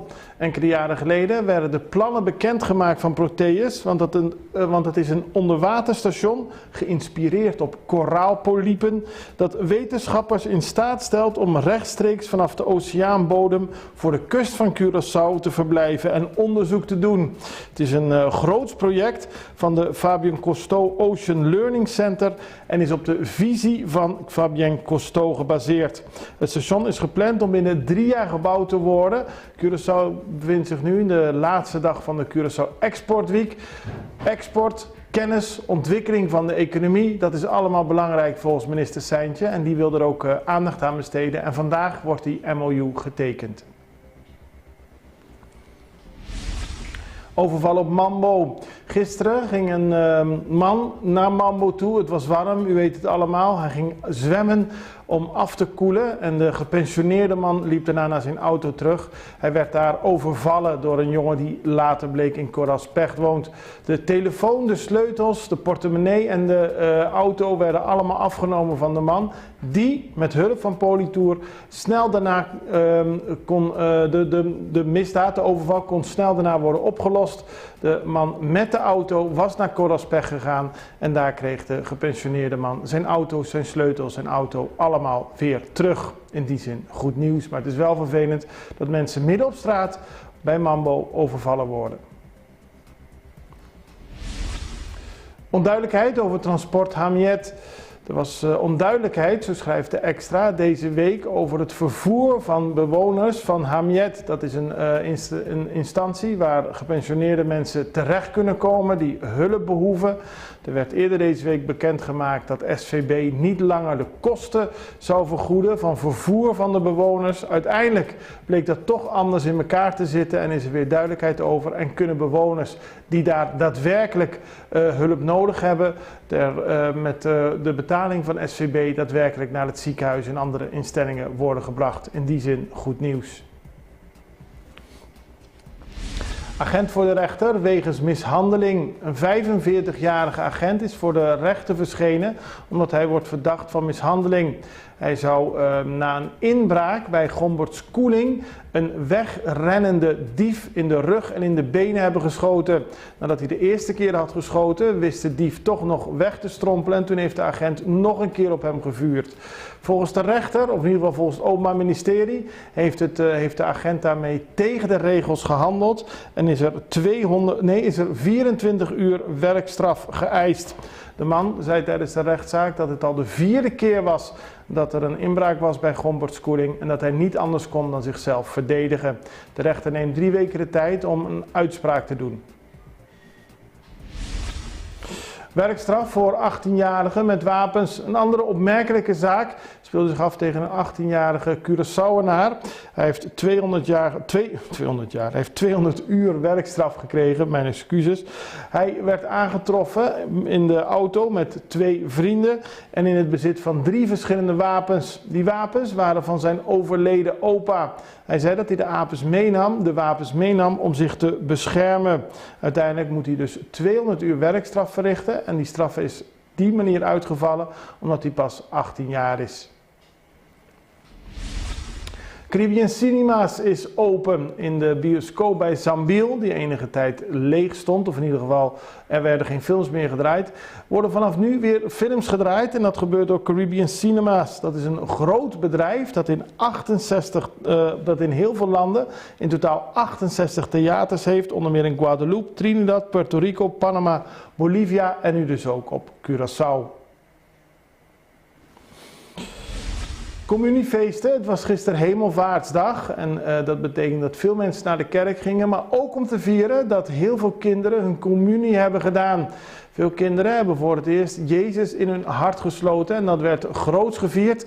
Je ziet op de verschillende beelden dat op Curaçao veel kinderen dit vieren met familie in de kerk natuurlijk op Hemelvaartsdag 2023. Dit was het belangrijkste nieuws. We gaan nu over naar de reclame. Subway, so middle of the day, teatrobe.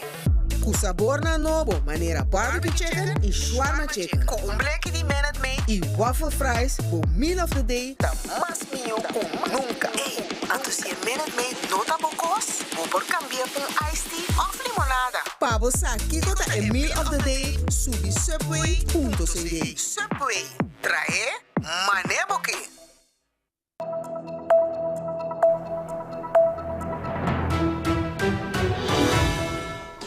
We spraken, even kijken, deze week, ja het is vrijdags, dus dan ben je soms een beetje in de war met de week. Maar we spraken deze week met Manfred van Veghel. Hij is van het bedrijf EcoSense en hij is verantwoordelijk voor het project Klein Curaçao. Daarbij worden stakeholders uitgenodigd voor informatiesessies over Klein Curaçao.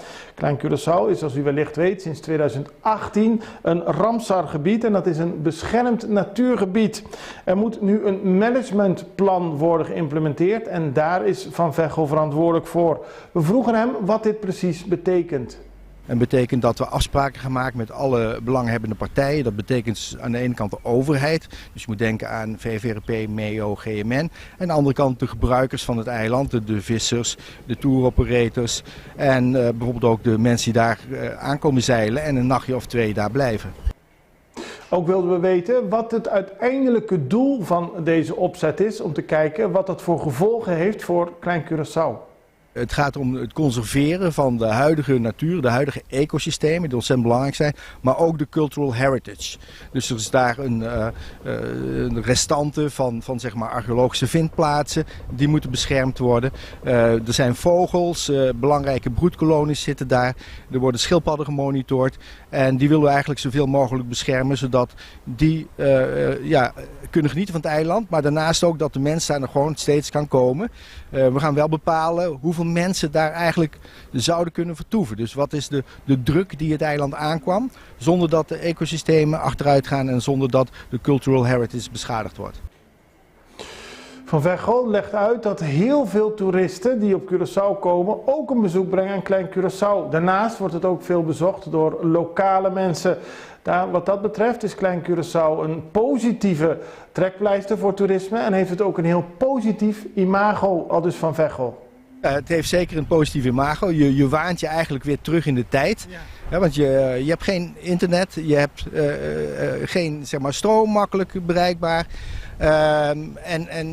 Je gaat je gang. Er zijn geen voorzieningen eigenlijk, behalve dan dat er een aantal touroperators schaduw hebben gecreëerd. En dat is toch wat mensen graag willen. De komende periode zullen er dus bijeenkomsten worden georganiseerd van alle mensen die te maken hebben met Klein Curaçao. Dat begint zaterdag 20 mei tussen 10 uur 's ochtends en 12 uur 's middags in Caracas Bay met de vissers. Daarna volgen bijeenkomsten met touroperators, de maritieme sector, toeristische sector en vrijwilligers. Dan gaan we over naar iets heel anders, want het is Museumweek en die gaat vanmiddag van start. En bij het Maritiem Museum betekende dat er heel hard gewerkt is aan een speciale installatie. Het is een nabootsing van de oude Shell-raffinaderij. En voor mensen die graag dicht bij de raffinaderij willen komen en willen kijken hoe dat precies werkt, die hebben daar nu alle gelegenheid voor. De persbericht van het Curaçao Maritiem Museum sprak dat de raffinaderij weer open gaat. Natuurlijk niet de echte, maar wel die in het museum. We spraken erover met Tamara Morena Vervuurt. Zij is de directeur van het Curaçao Maritiem Museum. En vroegen haar, gaat de raffinaderij weer open? Ja, klopt. Nee, we hebben inderdaad de heropening van, het gaat dus om een exhibition. De heropening van het model van de raffinaderij. Die stond vroeger in een apart gebouw bij het Maritiem Museum. En die hebben we nu in het museum zelf gebracht. Ja. En die is daarom veel toegankelijker voor elke bezoeker van het museum. En die past eigenlijk heel goed in de tweede verdieping die over de ontwikkeling van de haven gaat. Dus Tamara Moreno vervuurt, en niet Morena, wat ik net verkeerd zei, die vertelt dat de heer Vos, voormalig Shell-medewerker, in zijn vrije tijd heel veel oude stoommachines van Shell heeft nagebouwd. Dat kunnen de mensen nu ook weer zien als ze naar de expositie komen.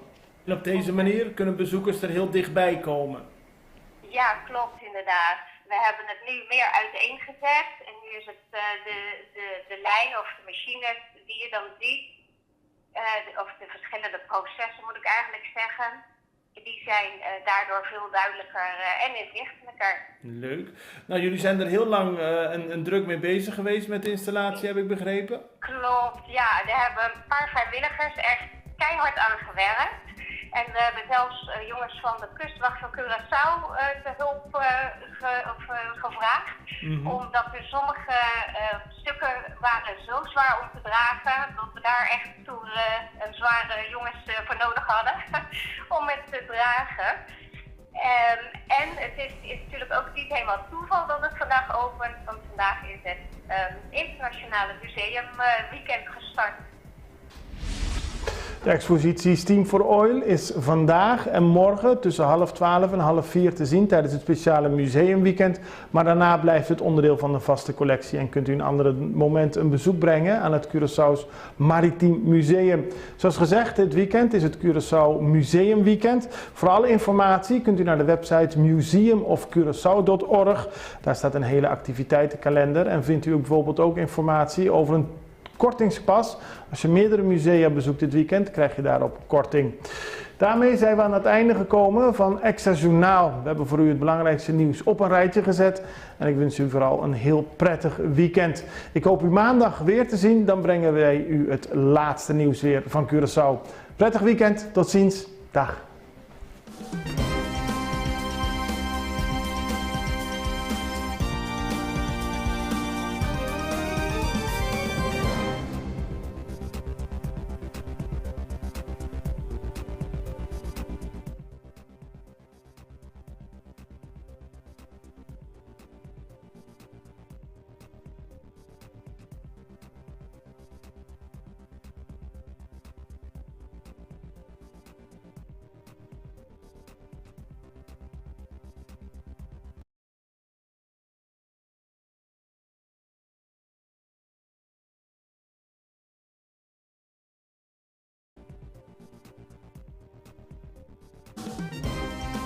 Het belangrijkste nieuws van Curaçao in het Nederlands.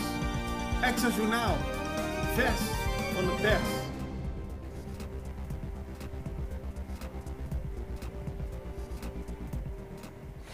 Welkom bij Extra Journaal. Fijn dat u weer kijkt. We hebben het belangrijkste nieuws op een rij voor u gezet. En na de reclame gaan we ook in op ontwikkelingen rond Klein Curaçao. En voor degene die het interesseert, het is deze week Museumweek. De Curaçao Internationaal Museumweek, ook op Curaçao. Daar besteden we ook aandacht aan.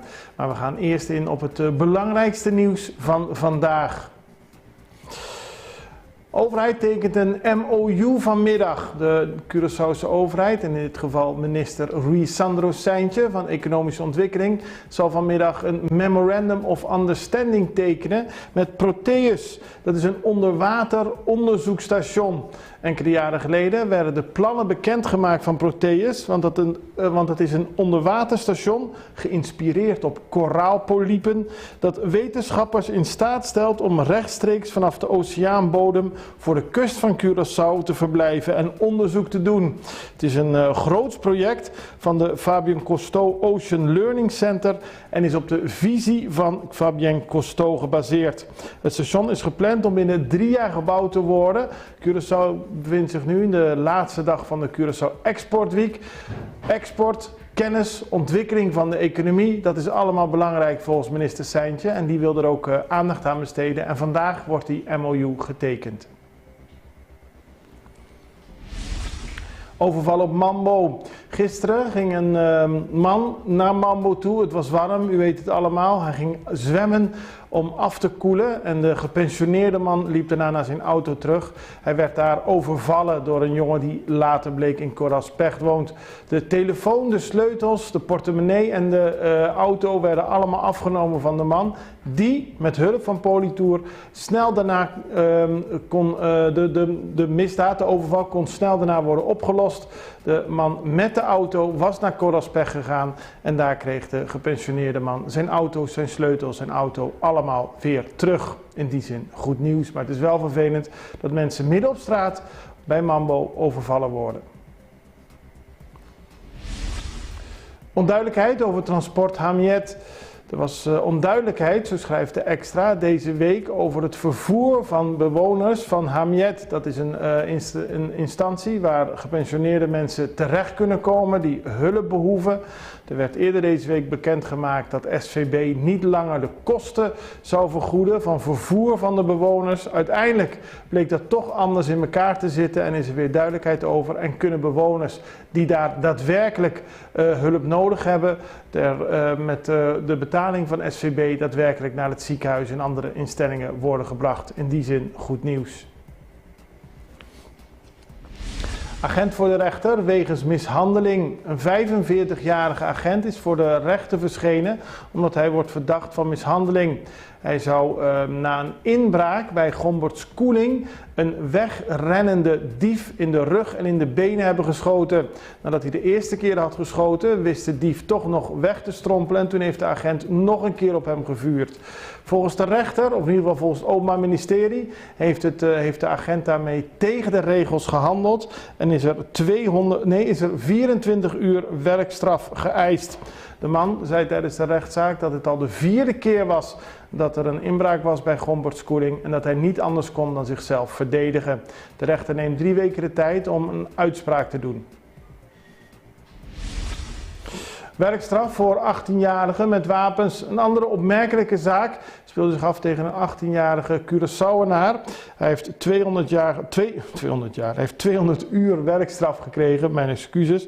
Hij werd aangetroffen in de auto met 2 vrienden en in het bezit van 3 verschillende wapens. Die wapens waren van zijn overleden opa.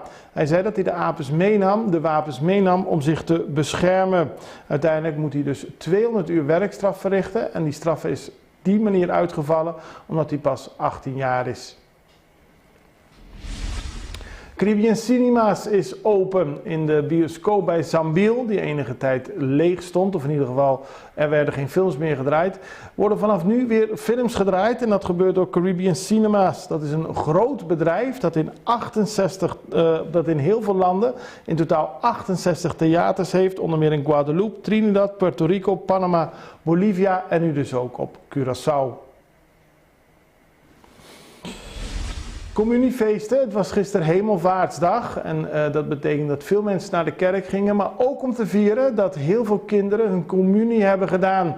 Veel kinderen hebben voor het eerst Jezus in hun hart gesloten en dat werd groots gevierd.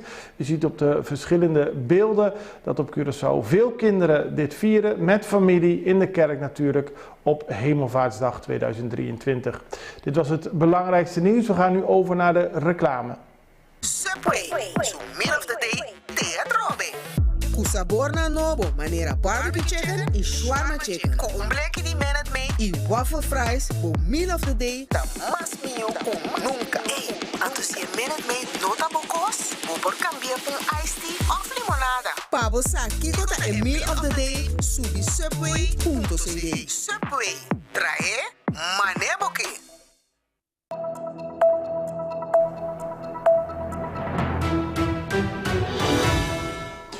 We spraken, even kijken, deze week, ja het is vrijdags, dus dan ben je soms een beetje in de war met de week. Maar we spraken deze week met Manfred van Veghel. Hij is van het bedrijf EcoSense en hij is verantwoordelijk voor het project Klein Curaçao. Daarbij worden stakeholders uitgenodigd voor informatiesessies over Klein Curaçao. Klein Curaçao is, zoals u wellicht weet, sinds 2018 een Ramsar-gebied en dat is een beschermd natuurgebied. Er moet nu een managementplan worden geïmplementeerd en daar is Van Veghel verantwoordelijk voor. We vroegen hem wat dit precies betekent. Dat betekent dat we afspraken gaan maken met alle belanghebbende partijen. Dat betekent aan de ene kant de overheid. Dus je moet denken aan VVRP, MEO, GMN. En aan de andere kant de gebruikers van het eiland. De vissers, de touroperators. En bijvoorbeeld ook de mensen die daar aankomen zeilen en een nachtje of 2 daar blijven. Ook wilden we weten wat het uiteindelijke doel van deze opzet is. Om te kijken wat dat voor gevolgen heeft voor Klein Curaçao. Het gaat om het conserveren van de huidige natuur, de huidige ecosystemen die ontzettend belangrijk zijn, maar ook de cultural heritage. Dus er is daar een restante van zeg maar archeologische vindplaatsen, die moeten beschermd worden. Er zijn vogels, belangrijke broedkolonies zitten daar, er worden schildpadden gemonitord en die willen we eigenlijk zoveel mogelijk beschermen, zodat die kunnen genieten van het eiland, maar daarnaast ook dat de mens daar nog gewoon steeds kan komen. We gaan wel bepalen hoeveel mensen daar eigenlijk zouden kunnen vertoeven. Dus wat is de druk die het eiland aankwam, zonder dat de ecosystemen achteruit gaan en zonder dat de cultural heritage beschadigd wordt. Van Veghel legt uit dat heel veel toeristen die op Curaçao komen ook een bezoek brengen aan Klein Curaçao. Daarnaast wordt het ook veel bezocht door lokale mensen. Wat dat betreft is Klein Curaçao een positieve trekpleister voor toerisme en heeft het ook een heel positief imago, aldus Van Veghel. Het heeft zeker een positief imago. Je waant je eigenlijk weer terug in de tijd. Ja. Ja, want je hebt geen internet, je hebt geen zeg maar, stroom makkelijk bereikbaar. Je gaat je gang. Er zijn geen voorzieningen eigenlijk, behalve dan dat er een aantal touroperators schaduw hebben gecreëerd. En dat is toch wat mensen graag willen. De komende periode zullen er dus bijeenkomsten worden georganiseerd van alle mensen die te maken hebben met Klein Curaçao. Dat begint zaterdag 20 mei tussen 10 uur 's ochtends en 12 uur 's middags in Caracas Bay met de vissers. Daarna volgen bijeenkomsten met touroperators, de maritieme sector, toeristische sector en vrijwilligers. Dan gaan we over naar iets heel anders, want het is Museumweek en die gaat vanmiddag van start. En bij het Maritiem Museum betekende dat er heel hard gewerkt is aan een speciale installatie. Het is een nabootsing van de oude Shell-raffinaderij. En voor mensen die graag dicht bij de raffinaderij willen komen en willen kijken hoe dat precies werkt, die hebben daar nu alle gelegenheid voor. De persbericht van het Curaçao Maritiem Museum sprak dat de raffinaderij weer open gaat. Natuurlijk niet de echte, maar wel die in het museum. We spraken erover met Tamara Morena Vervuurt. Zij is de directeur van het Curaçao Maritiem Museum. En vroegen haar, gaat de raffinaderij weer open? Ja, klopt. Nee, we hebben inderdaad de heropening van, het gaat dus om een exhibition. De heropening van het model van de raffinaderij. Die stond vroeger in een apart gebouw bij het Maritiem Museum. En die hebben we nu in het museum zelf gebracht. Ja. En die is daarom veel toegankelijker voor elke bezoeker van het museum. En die past eigenlijk heel goed in de tweede verdieping die over de ontwikkeling van de haven gaat. Dus Tamara Moreno Vervuurt, en niet Morena, wat ik net verkeerd zei, die vertelt dat de heer Vos, voormalig Shell-medewerker, in zijn vrije tijd heel veel oude stoommachines van Shell heeft nagebouwd. Dat kunnen de mensen nu ook weer zien als ze naar de expositie komen. En op deze manier kunnen bezoekers er heel dichtbij komen. Ja, klopt inderdaad. We hebben het nu meer uiteengezet en nu is het de lijn of de machines die je dan ziet. Of de verschillende processen moet ik eigenlijk zeggen, die zijn daardoor veel duidelijker en inzichtelijker. Leuk. Nou, jullie zijn er heel lang een druk mee bezig geweest met de installatie, heb ik begrepen? Klopt, ja. Daar hebben een paar vrijwilligers echt keihard aan gewerkt. En we hebben zelfs jongens van de kustwacht van Curaçao te hulp gevraagd. Omdat er sommige stukken waren zo zwaar om te dragen, dat we daar echt toe een zware jongens voor nodig hadden om het te dragen. En het is natuurlijk ook niet helemaal toeval dat het vandaag opent, want vandaag is het Internationale Museum Weekend gestart. De expositie Steam for Oil is vandaag en morgen tussen 11:30 en 15:30 te zien tijdens het speciale museumweekend. Maar daarna blijft het onderdeel van de vaste collectie en kunt u een ander moment een bezoek brengen aan het Curaçao's Maritiem Museum. Zoals gezegd, dit weekend is het Curaçao Museumweekend. Voor alle informatie kunt u naar de website museumofcuraçao.org. Daar staat een hele activiteitenkalender en vindt u bijvoorbeeld ook informatie over een kortingspas. Als je meerdere musea bezoekt dit weekend, krijg je daarop korting. Daarmee zijn we aan het einde gekomen van Extra Journaal. We hebben voor u het belangrijkste nieuws op een rijtje gezet.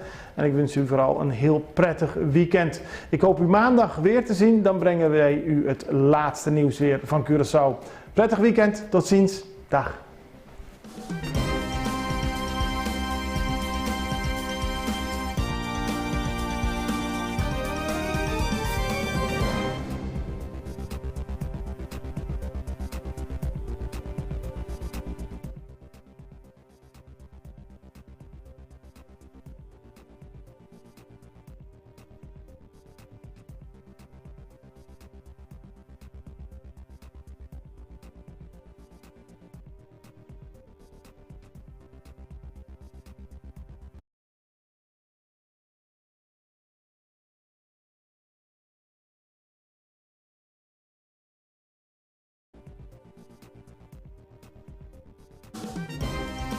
Het belangrijkste nieuws van Curaçao in het Nederlands.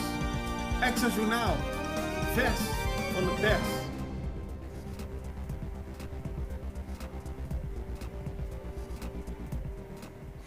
Welkom bij Extra Journaal. Fijn dat u weer kijkt. We hebben het belangrijkste nieuws op een rij voor u gezet. En na de reclame gaan we ook in op ontwikkelingen rond Klein Curaçao. En voor degene die het interesseert, het is deze week Museumweek. De Curaçao Internationaal Museumweek, ook op Curaçao. Daar besteden we ook aandacht aan. Maar we gaan eerst in op het belangrijkste nieuws van vandaag. De overheid tekent een MOU vanmiddag. De Curaçaose overheid, en in dit geval minister Rui Sandro Seintje van Economische Ontwikkeling, zal vanmiddag een Memorandum of Understanding tekenen met Proteus. Dat is een onderwater onderzoekstation. Enkele jaren geleden werden de plannen bekendgemaakt van Proteus, want het is een onderwaterstation geïnspireerd op koraalpolypen dat wetenschappers in staat stelt om rechtstreeks vanaf de oceaanbodem voor de kust van Curaçao te verblijven en onderzoek te doen. Het is een groots project van de Fabien Cousteau Ocean Learning Center en is op de visie van Fabien Cousteau gebaseerd. Het station is gepland om binnen 3 jaar gebouwd te worden. Curaçao bevindt zich nu in de laatste dag van de Curaçao Export Week. Export, kennis, ontwikkeling van de economie, dat is allemaal belangrijk volgens minister Seintje en die wil er ook aandacht aan besteden en vandaag wordt die MOU getekend. Overval op Mambo. Gisteren ging een man naar Mambo toe. Het was warm, u weet het allemaal. Hij ging zwemmen om af te koelen en de gepensioneerde man liep daarna naar zijn auto terug. Hij werd daar overvallen door een jongen die later bleek in Coraspech woont. De telefoon, de sleutels, de portemonnee en de auto werden allemaal afgenomen van de man. Die met hulp van Politour snel daarna kon de misdaad, de overval, kon snel daarna worden opgelost. De man met de auto was naar Coraspech gegaan en daar kreeg de gepensioneerde man zijn auto, zijn sleutels, zijn auto allemaal weer terug. In die zin goed nieuws, maar het is wel vervelend dat mensen midden op straat bij Mambo overvallen worden. Onduidelijkheid over transport Hamiet. Er was onduidelijkheid, zo schrijft de Extra, deze week over het vervoer van bewoners van Hamiet. Dat is een instantie waar gepensioneerde mensen terecht kunnen komen die hulp behoeven. Er werd eerder deze week bekendgemaakt dat SVB niet langer de kosten zou vergoeden van vervoer van de bewoners. Uiteindelijk bleek dat toch anders in elkaar te zitten en is er weer duidelijkheid over. En kunnen bewoners die daar daadwerkelijk hulp nodig hebben, met de betaling van SVB daadwerkelijk naar het ziekenhuis en andere instellingen worden gebracht. In die zin goed nieuws. Agent voor de rechter wegens mishandeling. Een 45-jarige agent is voor de rechter verschenen omdat hij wordt verdacht van mishandeling. Hij zou na een inbraak bij Gomberts Koeling een wegrennende dief in de rug en in de benen hebben geschoten. Nadat hij de eerste keer had geschoten, wist de dief toch nog weg te strompelen en toen heeft de agent nog een keer op hem gevuurd. Volgens de rechter, of in ieder geval volgens het Openbaar Ministerie, heeft de agent daarmee tegen de regels gehandeld en is er 24 uur werkstraf geëist. De man zei tijdens de rechtszaak dat het al de 4e keer was dat er een inbraak was bij Gomberts Koeling en dat hij niet anders kon dan zichzelf verdedigen. De rechter neemt 3 weken de tijd om een uitspraak te doen. Werkstraf voor 18-jarigen met wapens. Een andere opmerkelijke zaak speelde zich af tegen een 18-jarige Curaçaoenaar. Hij heeft 200 uur werkstraf gekregen, mijn excuses. Hij werd aangetroffen in de auto met 2 vrienden en in het bezit van 3 verschillende wapens. Die wapens waren van zijn overleden opa. Hij zei dat hij de wapens meenam om zich te beschermen.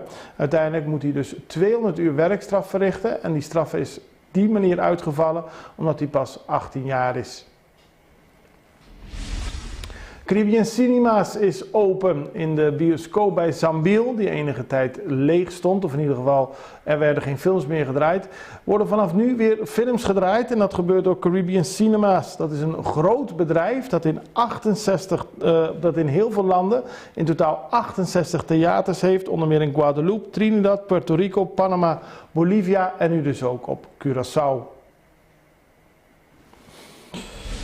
Communiefeesten, het was gisteren Hemelvaartsdag en dat betekent dat veel mensen naar de kerk gingen, maar ook om te vieren dat heel veel kinderen hun communie hebben gedaan.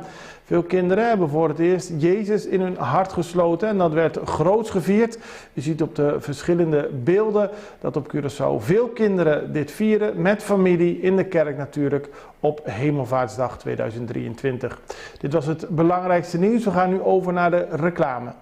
Subway, so meal of the day, teatrobe. Kusabor na nobo, manera barbecue chicken en shawarma chicken. Ko umbleki di menet mee, i waffle fries, bo meal of the day, ta mas mio ko nunca. Anto si menet mee nota bokos, bo por cambiar un iced tea of limonada. Pabo sa kiko ta e meal of the day, subi subway.cd. Subway, trae maneboke.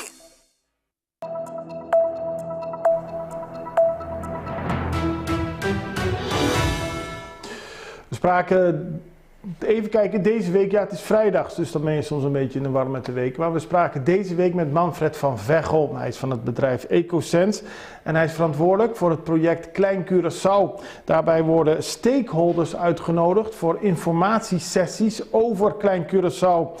Klein Curaçao is, zoals u wellicht weet, sinds 2018 een Ramsar-gebied en dat is een beschermd natuurgebied. Er moet nu een managementplan worden geïmplementeerd en daar is Van Veghel verantwoordelijk voor. We vroegen hem wat dit precies betekent. En betekent dat we afspraken gaan maken met alle belanghebbende partijen. Dat betekent aan de ene kant de overheid. Dus je moet denken aan VVRP, MEO, GMN. En aan de andere kant de gebruikers van het eiland. De vissers, de touroperators. En bijvoorbeeld ook de mensen die daar aankomen zeilen en een nachtje of 2 daar blijven. Ook wilden we weten wat het uiteindelijke doel van deze opzet is. Om te kijken wat dat voor gevolgen heeft voor Klein Curaçao. Het gaat om het conserveren van de huidige natuur, de huidige ecosystemen die ontzettend belangrijk zijn, maar ook de cultural heritage. Dus er is daar een restante van zeg maar archeologische vindplaatsen, die moeten beschermd worden. Er zijn vogels, belangrijke broedkolonies zitten daar, er worden schildpadden gemonitord en die willen we eigenlijk zoveel mogelijk beschermen, zodat die kunnen genieten van het eiland, maar daarnaast ook dat de mens daar nog gewoon steeds kan komen. We gaan wel bepalen hoeveel mensen daar eigenlijk zouden kunnen vertoeven. Dus wat is de druk die het eiland aankwam, zonder dat de ecosystemen achteruit gaan en zonder dat de cultural heritage beschadigd wordt. Van Veghel legt uit dat heel veel toeristen die op Curaçao komen ook een bezoek brengen aan Klein Curaçao. Daarnaast wordt het ook veel bezocht door lokale mensen. Wat dat betreft is Klein Curaçao een positieve trekpleister voor toerisme en heeft het ook een heel positief imago, aldus Van Veghel. Het heeft zeker een positief imago. Je waant je eigenlijk weer terug in de tijd. Ja. Ja, want je hebt geen internet, je hebt geen zeg maar, stroom makkelijk bereikbaar. En ja, je gaat je gang. Er zijn geen voorzieningen eigenlijk, behalve dan dat er een aantal tour operators schaduw hebben gecreëerd. En dat is toch wat mensen graag willen. De komende periode zullen er dus bijeenkomsten worden georganiseerd van alle mensen die te maken hebben met Klein Curaçao. Dat begint zaterdag 20 mei tussen 10 uur 's ochtends en 12 uur 's middags in Caracas Bay met de vissers. Daarna volgen bijeenkomsten met touroperators, de maritieme sector, toeristische sector en vrijwilligers. Dan gaan we over naar iets heel anders, want het is Museumweek en die gaat vanmiddag van start. En bij het Maritiem Museum betekende dat er heel hard gewerkt is aan een speciale installatie. Het is een nabootsing van de oude Shell-raffinaderij. En voor mensen die graag dicht bij de raffinaderij willen komen en willen kijken hoe dat precies werkt, die hebben daar nu alle gelegenheid voor. De persbericht van het Curaçao Maritiem Museum sprak dat de raffinaderij weer open gaat. Natuurlijk niet de echte, maar wel die in het museum. We spraken erover met Tamara Morena Vervuurt. Zij is de directeur van het Curaçao Maritiem Museum. En vroegen haar, gaat de raffinaderij weer open? Ja, klopt. Nee, we hebben inderdaad de heropening van, het gaat dus om een exhibition. De heropening van het model van de raffinaderij. Die stond vroeger in een apart gebouw bij het Maritiem Museum. En die hebben we nu in het museum zelf gebracht. Ja. En die is daarom veel toegankelijker voor elke bezoeker van het museum. En die past eigenlijk heel goed in de tweede verdieping die over de ontwikkeling van de haven gaat. Dus Tamara Moreno Vervuurt, en niet Morena, wat ik net verkeerd zei, die vertelt dat de heer Vos, voormalig Shell-medewerker, in zijn vrije tijd heel veel oude stoommachines van Shell heeft nagebouwd. Dat kunnen de mensen nu ook weer zien als ze naar de expositie komen. En op deze manier kunnen bezoekers er heel dichtbij komen. ja, klopt inderdaad. We hebben het nu meer uiteengezet en nu is het de lijn of de machines die je dan ziet. Of de verschillende processen moet ik eigenlijk zeggen, die zijn daardoor veel duidelijker en inzichtelijker. Leuk. Nou, jullie zijn er heel lang en druk mee bezig geweest met de installatie, heb ik begrepen? Klopt, ja. Daar hebben een paar vrijwilligers echt keihard aan gewerkt. En we hebben zelfs jongens van de kustwacht van Curaçao te hulp gevraagd. Omdat er sommige stukken waren zo zwaar om te dragen, dat we daar echt toe zware jongens voor nodig hadden om het te dragen. En het is natuurlijk ook niet helemaal toeval dat het vandaag opent, want vandaag is het Internationale Museumweekend gestart. De expositie Steam for Oil is vandaag en morgen tussen 11:30 en 15:30 te zien tijdens het speciale museumweekend. Maar daarna blijft het onderdeel van de vaste collectie en kunt u een ander moment een bezoek brengen aan het Curaçao's Maritiem Museum. Zoals gezegd, dit weekend is het Curaçao Museumweekend. Voor alle informatie kunt u naar de website museumofcuraçao.org. Daar staat een hele activiteitenkalender en vindt u ook bijvoorbeeld ook informatie over een kortingspas. Als je meerdere musea bezoekt dit weekend, krijg je daarop korting. Daarmee zijn we aan het einde gekomen van Extra Journaal. We hebben voor u het belangrijkste nieuws op een rijtje gezet. En ik wens u vooral een heel prettig weekend. Ik hoop u maandag weer te zien. Dan brengen wij u het laatste nieuws weer van Curaçao. Prettig weekend. Tot ziens. Dag.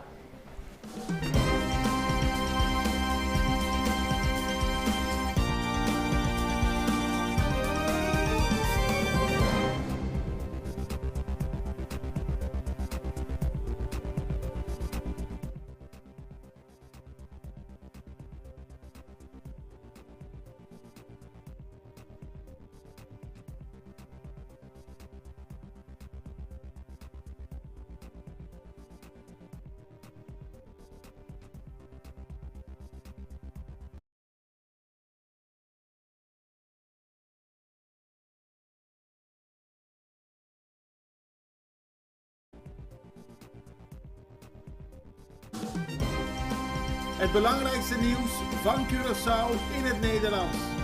Extra Journaal. Vers van de pers.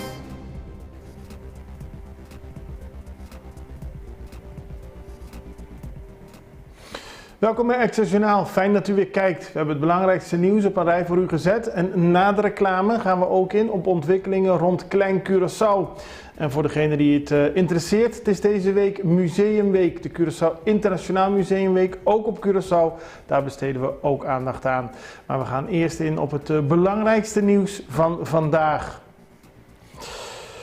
De overheid tekent een MOU vanmiddag. De Curaçaose overheid, en in dit geval minister Rui Sandro Seintje van Economische Ontwikkeling, zal vanmiddag een Memorandum of Understanding tekenen met Proteus. Dat is een onderwater onderzoekstation. Enkele jaren geleden werden de plannen bekendgemaakt van Proteus, want het is een onderwaterstation geïnspireerd op koraalpolypen dat wetenschappers in staat stelt om rechtstreeks vanaf de oceaanbodem voor de kust van Curaçao te verblijven en onderzoek te doen. Het is een groots project van de Fabien Cousteau Ocean Learning Center en is op de visie van Fabien Cousteau gebaseerd. Het station is gepland om binnen 3 jaar gebouwd te worden. Curaçao bevindt zich nu in de laatste dag van de Curaçao Export Week. Export, kennis, ontwikkeling van de economie, dat is allemaal belangrijk volgens minister Seintje en die wil er ook aandacht aan besteden en vandaag wordt die MOU getekend. Overval op Mambo. Gisteren ging een man naar Mambo toe. Het was warm, u weet het allemaal. Hij ging zwemmen om af te koelen en de gepensioneerde man liep daarna naar zijn auto terug. Hij werd daar overvallen door een jongen die later bleek in Coraspech woont. De telefoon, de sleutels, de portemonnee en de auto werden allemaal afgenomen van de man. Die met hulp van Politour snel daarna de misdaad, de overval, kon snel daarna worden opgelost. De man met de auto was naar Coraspech gegaan en daar kreeg de gepensioneerde man zijn auto, zijn sleutels, zijn auto allemaal weer terug. In die zin goed nieuws, maar het is wel vervelend dat mensen midden op straat bij Mambo overvallen worden. Onduidelijkheid over transport Hamiet. Er was onduidelijkheid, zo schrijft de Extra, deze week over het vervoer van bewoners van Hamiet. Dat is een instantie waar gepensioneerde mensen terecht kunnen komen die hulp behoeven. Er werd eerder deze week bekendgemaakt dat SVB niet langer de kosten zou vergoeden van vervoer van de bewoners. Uiteindelijk bleek dat toch anders in elkaar te zitten en is er weer duidelijkheid over. En kunnen bewoners die daar daadwerkelijk hulp nodig hebben, met de betaling van SVB daadwerkelijk naar het ziekenhuis en andere instellingen worden gebracht. In die zin goed nieuws. Agent voor de rechter wegens mishandeling. Een 45-jarige agent is voor de rechter verschenen omdat hij wordt verdacht van mishandeling.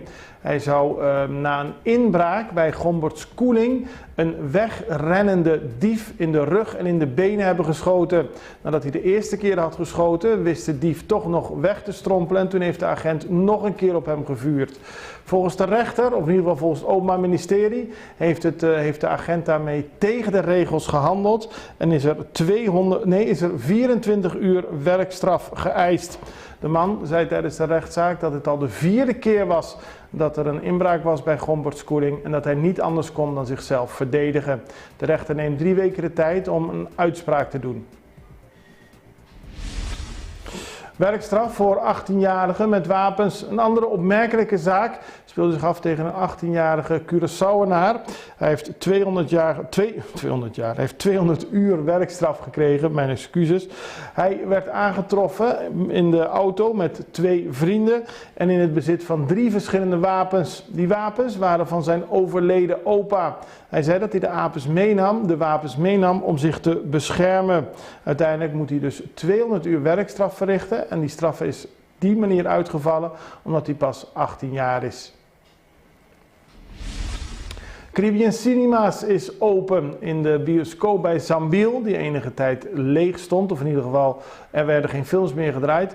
Worden vanaf nu weer films gedraaid en dat gebeurt door Caribbean Cinemas. Dat is een groot bedrijf dat in heel veel landen in totaal 68 theaters heeft, onder meer in Guadeloupe, Trinidad, Puerto Rico, Panama, Bolivia en nu dus ook op Curaçao. Communiefeesten. Het was gisteren Hemelvaartsdag en dat betekent dat veel mensen naar de kerk gingen, maar ook om te vieren dat heel veel kinderen hun communie hebben gedaan. Veel kinderen hebben voor het eerst Jezus in hun hart gesloten en dat werd groots gevierd. Je ziet op de verschillende beelden dat op Curaçao veel kinderen dit vieren met familie in de kerk natuurlijk op Hemelvaartsdag 2023. Dit was het belangrijkste nieuws. We gaan nu over naar de reclame. Subway, so middle of the day, teatrobe. Kusabor na nobo, manera barbecue chicken en shawarma chicken. Ko umbleki di menet mee, i waffle fries, bo meal of the day, ta mas mio kom nunca. Hey, antus je menet mee nota bokos, bobor cambiar un iced tea of limonada. Pabo saki kota en meal of the day, subi subway.cd. Subway, trae maneboki.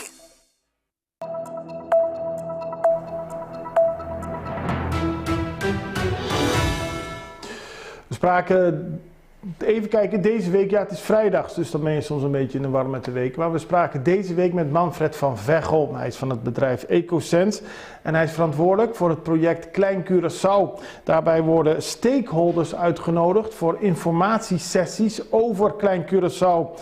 Klein Curaçao is, zoals u wellicht weet, sinds 2018 een Ramsar-gebied en dat is een beschermd natuurgebied. Er moet nu een managementplan worden geïmplementeerd en daar is Van Veghel verantwoordelijk voor. We vroegen hem wat dit precies betekent. En betekent dat we afspraken gaan maken met alle belanghebbende partijen. Dat betekent aan de ene kant de overheid. Dus je moet denken aan VVRP, MEO, GMN. En aan de andere kant de gebruikers van het eiland. De vissers, de touroperators. En bijvoorbeeld ook de mensen die daar aankomen zeilen en een nachtje of 2 daar blijven. Ook wilden we weten wat het uiteindelijke doel van deze opzet is. Om te kijken wat dat voor gevolgen heeft voor Klein Curaçao. Het gaat om het conserveren van de huidige natuur, de huidige ecosystemen die ontzettend belangrijk zijn, maar ook de cultural heritage. Dus er is daar een restante van zeg maar archeologische vindplaatsen, die moeten beschermd worden. Er zijn vogels, belangrijke broedkolonies zitten daar, er worden schildpadden gemonitord en die willen we eigenlijk zoveel mogelijk beschermen, zodat die kunnen genieten van het eiland, maar daarnaast ook dat de mens daar nog gewoon steeds kan komen. We gaan wel bepalen hoeveel mensen daar eigenlijk zouden kunnen vertoeven. Dus wat is de druk die het eiland aankwam, zonder dat de ecosystemen achteruit gaan en zonder dat de cultural heritage beschadigd wordt. Van Veghel legt uit dat heel veel toeristen die op Curaçao komen ook een bezoek brengen aan Klein Curaçao. Daarnaast wordt het ook veel bezocht door lokale mensen. Wat dat betreft is Klein Curaçao een positieve trekpleister voor toerisme en heeft het ook een heel positief imago, aldus Van Veghel. Het heeft zeker een positief imago. Je waant je eigenlijk weer terug in de tijd. Ja. Ja, want je hebt geen internet, je hebt geen zeg maar, stroom makkelijk bereikbaar. Je gaat je gang. Er zijn geen voorzieningen eigenlijk, behalve dan dat er een aantal touroperators schaduw hebben gecreëerd. En dat is toch wat mensen graag willen. De komende periode zullen er dus bijeenkomsten worden georganiseerd van alle mensen die te maken hebben met Klein Curaçao. Dat begint zaterdag 20 mei tussen 10 uur 's ochtends en 12 uur 's middags in Caracas Bay met de vissers. Daarna volgen bijeenkomsten met touroperators, de maritieme sector, toeristische sector en vrijwilligers. Dan gaan we over naar iets heel anders, want het is Museumweek en die gaat vanmiddag van start. En bij het Maritiem Museum betekende dat er heel hard gewerkt is aan een speciale installatie. Het is een nabootsing van de oude Shell-raffinaderij. En voor mensen die graag dicht bij de raffinaderij willen komen en willen kijken hoe dat precies werkt, die hebben daar nu alle gelegenheid voor. De persbericht van het Curaçao Maritiem Museum sprak dat de raffinaderij weer open gaat. Natuurlijk niet de echte, maar wel die in het museum. We spraken erover met Tamara Morena Vervuurt. Zij is de directeur van het Curaçao Maritiem Museum. En vroegen haar, gaat de raffinaderij weer open? Ja, klopt. Nee, we hebben inderdaad de heropening van, het gaat dus om een exhibition. De heropening van het model van de raffinaderij. Die stond vroeger in een apart gebouw bij het Maritiem Museum. En die hebben we nu in het museum zelf gebracht. Ja. En die is daarom veel toegankelijker voor elke bezoeker van het museum. En die past eigenlijk heel goed in de tweede verdieping die over de ontwikkeling van de haven gaat. Dus Tamara Moreno Vervuurt, en niet Morena, wat ik net verkeerd zei, die vertelt dat de heer Vos, voormalig Shell-medewerker, in zijn vrije tijd heel veel oude stoommachines van Shell heeft nagebouwd. Dat kunnen de mensen nu ook weer zien als ze naar de expositie komen.